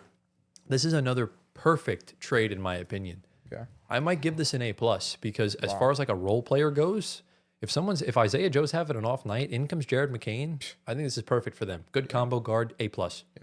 Yeah, I'll rock with an A-. All-around great trade for OKC, of course. Literally came out of nowhere. Out of all players in the world, Jared McCain going there. Well, I knew he was going to get traded. I just didn't know it was going to be OKC. Yeah, exactly. So, yeah, man, that's insane. For that value, too. He's still on his rookie deal. Yeah. Bless you. Say bless you in the comments. Oh. And into our next team, Mr. Giovanni, the Phoenix Suns. Mm-hmm. This is the other side of the Cole Anthony Amir Coffee trade, and got rid of Nigel Hayes-Davis and Nick Richards. Real quick, Gio, your thoughts? I like Nick Richards. And wait, who did they get in return? Cole Anthony. And Amir Coffee. I'm not a fan of this at all. Cole Anthony's okay. Didn't even know Amir Coffee was on the Bucks. Yeah, dude. All right, so Cole Anthony's all right, but this is not great. This is C-, D+ territory here. Got to pick one. I'm going to say C-. C-. I'm going to agree with you because this is a boring trade that no one really cares about. We just had to mention it for that very reason. Yeah. What about you, Antoine? I'll rock with C- as well. C-. Just very not worth, I guess, whatever they're trying to do to these both teams here. That's the second. Honestly. That's only the second trade we've agreed on in full. Yeah. With Orlando. Oh, no, you give the Magic an F-, right? I think so. Yeah, so that's the one we didn't agree on then. Yeah. But anyways, it doesn't really matter. We have 6 teams left, and this is a pretty big one, boys. Antoine, we got the Washington Wizards, who made 2 massive swings. Huge ones. So let us know who they got. Well, listen, you bring in Trae Young, Anthony Davis, D'Angelo Russell, Nets legend. Oh my God. Nets legend D'Angelo Russell. Dante Exum. You move off of CJ McCollum, Corey Kispert, Chris Middleton, AJ Johnson, Marvin Bagley, Malachi Branham, and 2 firsts. Look, you turned Bradley Beal and CJ McCollum into Trae Young and Anthony Davis. That's crazy. Yeah. Without really giving up any Nothing. 2 first-round picks. You didn't even give up a pick for Trae Young. Yeah. In my opinion, the Washington Wizards were the biggest winner of the trade deadline. This is an A+ beyond belief. Mm-hmm. Are they going to be a championship team? No. Mm-hmm. But did they pull off heists? Absolutely. Yes, they did. This was ridiculous work by Will Dawkins. Yeah. And he deserves a statue outside of whatever the Capital One Arena, I think, is where they play. Yeah. Talk about getting value on the dollar. That's insane. next season, this team's going to look really nice. Yeah. When you pair Trae Young and Anthony Davis with Sarr, with Keyshawn George, with whoever they can potentially draft with a top 5 pick. That too, yeah. That's genius work. Exactly. So I give them an A+. I agree with that. I'm in the same boat. A plus for me, yeah. Yeah, I The think returns are just not really great for the other teams, but great for the Wizards, of course. Yeah. exactly, yeah. So, you know. So they came away as the clear winners, in my opinion. I think Indy's very close behind, but Washington smacked it out of the park. Yeah. Boys, we have 5 teams left. We've made it all the way here. We're just under an hour of filming, so we're making decent time. Want to keep this kind of around like an hour 10, an hour 15. And Gio, turn that frown upside down because we're going to the greatest team in the NBA, the Brooklyn Nets. F. Hey, hey, play nice. Be nice. So, Antoine, since you want to make fun of my Nets, why don't you tell everyone what they did in the trade deadline? The Nets, the B stands for the bargain bin. Yes, sir. Okay, because we're going dumpster diving in the bargain bin Sean Marks loves to do that. for Josh Minot, Ochai Agbaji, and Hunter Tyson. He was Talk waived. about what? He was waived. Oh, well, you still traded for him. Exactly. Okay, so Josh Minot, Ochai Agbaji. That's it, Gio. And we waived Cam Thomas. And we have Cam Thomas. Dog, I don't know who either of those two guys are. I know who Cam Thomas is though. So Josh Minot was on the Wolves for a while. Okay. Really good defender. And I Yeah. think when he didn't get the opportunity on Boston, he's going to get the opportunity in Brooklyn. I'm really excited about him specifically. Agbaji, we've always all liked. I think he's a good player. He'll get an opportunity. Minot had Are they gonna get minutes anyway? Like, I do you think see them actually on the being Nets? in the rotation? Absolutely. Minot yes. had a really good first 15 games for the Celtics. Yeah, that was but, really it. He once the rotation tightens because Joe Mazzulla's trying to compete for a championship. We still don't know if Tatum's coming back. Yeah. That remains to be seen. But once, I think Minot will get his first game at some point soon. But, waiving Cam Thomas is the one knock. You should have gotten a return for him. Inexcusable that you didn't. So for me, I like the Minot and Agbaji ads. I wish they did get a return on Cam Thomas. So this brings the Nets deadline to a B, just like on the logo. I'm gonna just give it a C, just because I'm a contrarian. Yeah, fair enough. I'll rock with a B minus. B minus. It's very just interesting. Some projects, of course. Yeah, I don't think them. I don't think C's out of the realm. I think it's very much likely. Yeah. So shout out to the greatest team in the league. Into the next one, Antoine. This is a doozy. The Memphis Grizzlies. Oh yeah. Well, of course, the other side of Triple J trade. Who did they bring in? Well, yeah. I mean, they're taking on, I said, Walter Clayton, Kyle Anderson, Taylor Hendricks, Georges Niang, who was waived, and 3 firsts. Oh, and Eric Gordon as well. Yeah. 3 first. Okay. Yeah. They now have 13 first-round picks over the next 7 years. I like that. That's really good for Memphis. I'm gonna knock out my grade. I'm gonna say for Triple J trade, it is a B. This would have been an A trade deadline if Ja Morant was moved. Right. Oh wow. But I feel like So you didn't get the value. Like none of the teams were offering the adequate value for Ja Morant, which was either 3 first-round picks or a rising star in 2. Right. So, they want, I know from like the Heat, they wanted like Jaquez Ware and like 3 picks and stuff like that. It was a lot. So for me, I think Memphis walked out of here really happy. You keep Ja Morant, you got a really good return on Jaren Jackson. For me, this is an A. I think this set them up for the future. The A+ is not there because Ja Morant's still on the team. Right. Okay. Yeah. For me, it's a B+ because obviously, like you said, Tyler, already, the future is bright. And this was something that they needed too. Like the Grizzlies needed that reset. Things looked bleak. And I also saw a lot of the footage after the game. Jaren Jackson looked like he knew that was his final game with the team, which it kind of sucks, But shout out to the Grizzlies. A lot of them are really sad. They love Triple J. Yeah. But, things have to be done. And speaking of things having to be done, the Atlanta Hawks are next. And they had to say goodbye to their franchise cornerstone of Mr. Rayford Young, Mr. Trae Young, who they brought in for CJ McCollum. They sent out for CJ McCollum, Corey Kispert. They also brought in Jacques Landale, who's been balling, by the way, yeah. as well as Jonathan Kuminga, Buddy Hield, and the assness that is Gabe Vincent. So, Antoine, how would you evaluate the Hawks trade deadline? Because they did a lot. They did. This is a very just all around, rebuilding, sending Trey away. Bringing Kuminga and Heald, kind of not rebuilding anymore because you're bringing in two guys that can help right away. Or the retooling, I'd say, because they don't have their I would say pick. That. All around, very solid, I think. I'll go B-. B-. Yeah. Not so bad. I think for me, it's tough because while the Hawks, they can do the two timelines thing because they don't have Trae Young anymore. You bring in guys that can compete. But remember, you're getting a big leap here out of Jalen Johnson, a big leap out of Onyeka Okongwu if he stays on the team, a big leap out of Nickeil Alexander-Walker. Yeah. They have the Pelicans pick, Yeah. which means they can get a top 3 pick and bring in Debansa or Darren Peterson into this group of players.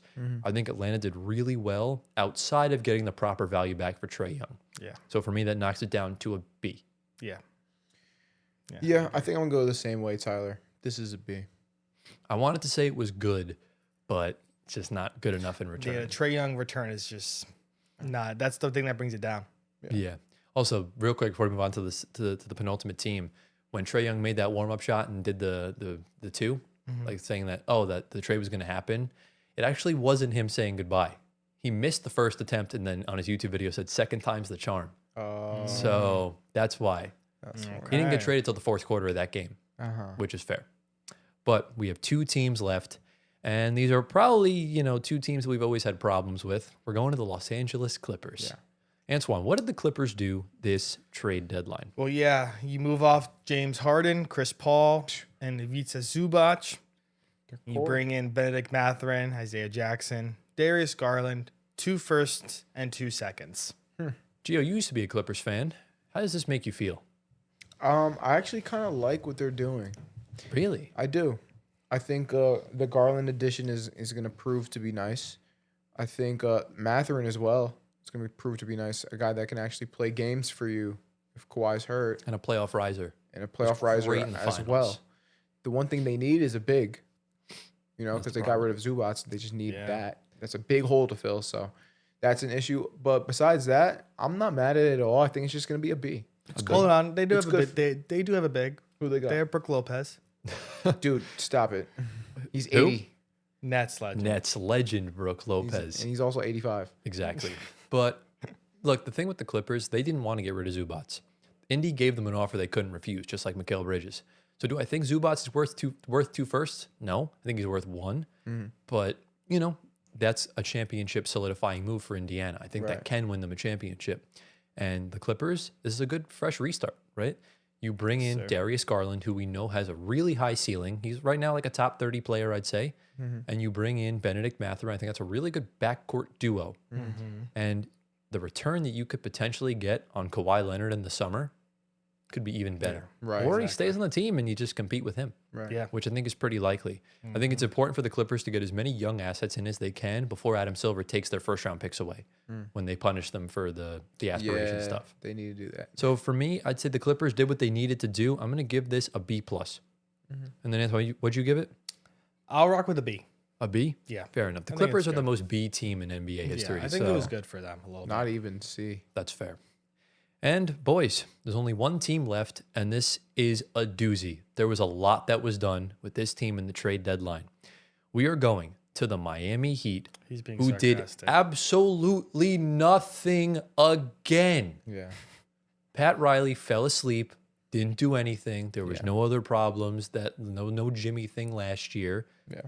And they just stood pat, like Pat Riley, once again. Antoine, thoughts? I mean, at first glance, they have some nice young guys coming up. Don't know why the jaw trade didn't happen for them, to be honest. Package was too high. That's Definitely what it was, yeah. And I feel like that was the only thing for them, to be honest. It was either Ja or Giannis. Giannis. And they just kept the team intact. I guess Spoelstra likes what he has, or Pat Riley too. So I'm going to rock with a D. A D. Or an F. Yeah. Pause. Should it be an F? I think, no, I give him a D. It's fine. You gonna give him a D? I'm I'm gonna debating. give him a C minus. I'm debating between D and F. You're going to give him a C minus. Yeah, I'm gonna give him a C minus only because I trust Eric Spoelstra. I don't trust Pat Riley. It's a good point. I trust Eric Spoelstra, and I think Tyler Hero, he needs, in order for them to trade him, he needs to improve his value once again to show that he's worthy of a that he's of value. Right. So Whether he stays or goes. yeah, whether he stays or goes. Yeah, I mean, look, the Heat are a team that on paper should be in contention for the Eastern Conference. Yeah. They have Bam, they have Tyler Hero, they have Norman Powell. They have a good team. But you have a $26 million expiring contract in Terry Rozier you should have gotten off of. Right. Could have gotten even some second-round picks back in return. And they're still in the play-in. This team's ceiling just keeps shrinking, and they just do nothing. I didn't like their return for Jimmy Butler, and I didn't like what they did this year. So for me, I am going to give them, do I want to give them an F? I think I'm going to give them a D. I think a D is fair. I think what Sacramento did was arguably worse, in my opinion, and they deserve to be on the bottom with the Orlando Magic. Yeah. So that is the final grade for the Miami Heat. And boys, we did it in record time. That is every NBA team's trade deadline graded. I think that went. It was good. Yeah, I enjoyed it. It went a little long. I think in the beginning we were a little long. Yeah. And then towards the end you sped up a little bit. But I think it was good overall though. Exactly, yeah. Listen, I got some juicy news. What happened? The Knicks won by 50. Oh my God. Wow.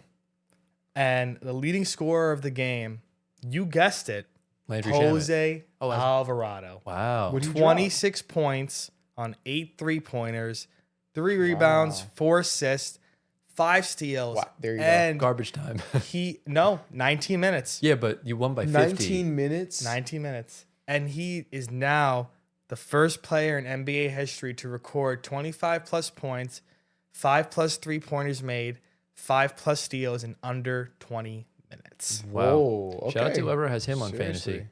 If anyone even does. I'm sure someone does. Yeah. But yeah, let us know down in the comments. What would you grade your favorite team's trade deadline? And who had the best and who had the worst? And boys, do we have anything else to say before we get into the outro? Cleveland won again. Gio, bro, they're winning. 5 games, bro. It's just 5 games. And with that, ladies and gentlemen, that brings us to the end of episode number 96 of the Floor Spacer podcast. Giovanni, G of the week, word of the week. G of the week is Cheese Guy 88. Comment is on the screen. He says, "Where do you guys think Giannis lands this summer?" Ooh. It's a good question. We're not going to talk about now because we're ending the episode. Those are quick thoughts. Quick thoughts. What do you think? I'm still going with one word answer. I'm still going with the Knicks. Really? I'm still going there. I know this dude is never leaving the Bucks. Yeah. I want to say the Warriors. I want to say the Heat, but he is staying in Milwaukee. Yeah. And he's going to just drag this out until he physically can't anymore. And that will be that. Yeah, we're going to go Bucks. Yeah. He should. Oh my! I'm pissed that he's still there. Yeah. Just for his sake. Like he needs I to be hate that. competing for a chip, man. Yeah. But you know what? It's fine. Everything's okay. You just gotta roll with the punches. Yeah. But you know, Word of the week? Word of the week. Sorry, I forgot about that. Let's go with cheese. Cheese. Because Cheese Guy. Reply to cheese. Yep. And also shout out to my cousins Sam and Rob. They just had their second kid. So shout out to you. Love you Big guys. congrats. Yeah. Humongous congrats. And obviously, as for the rest of this week, it is All-Star break by the time this episode comes out, so there is no games.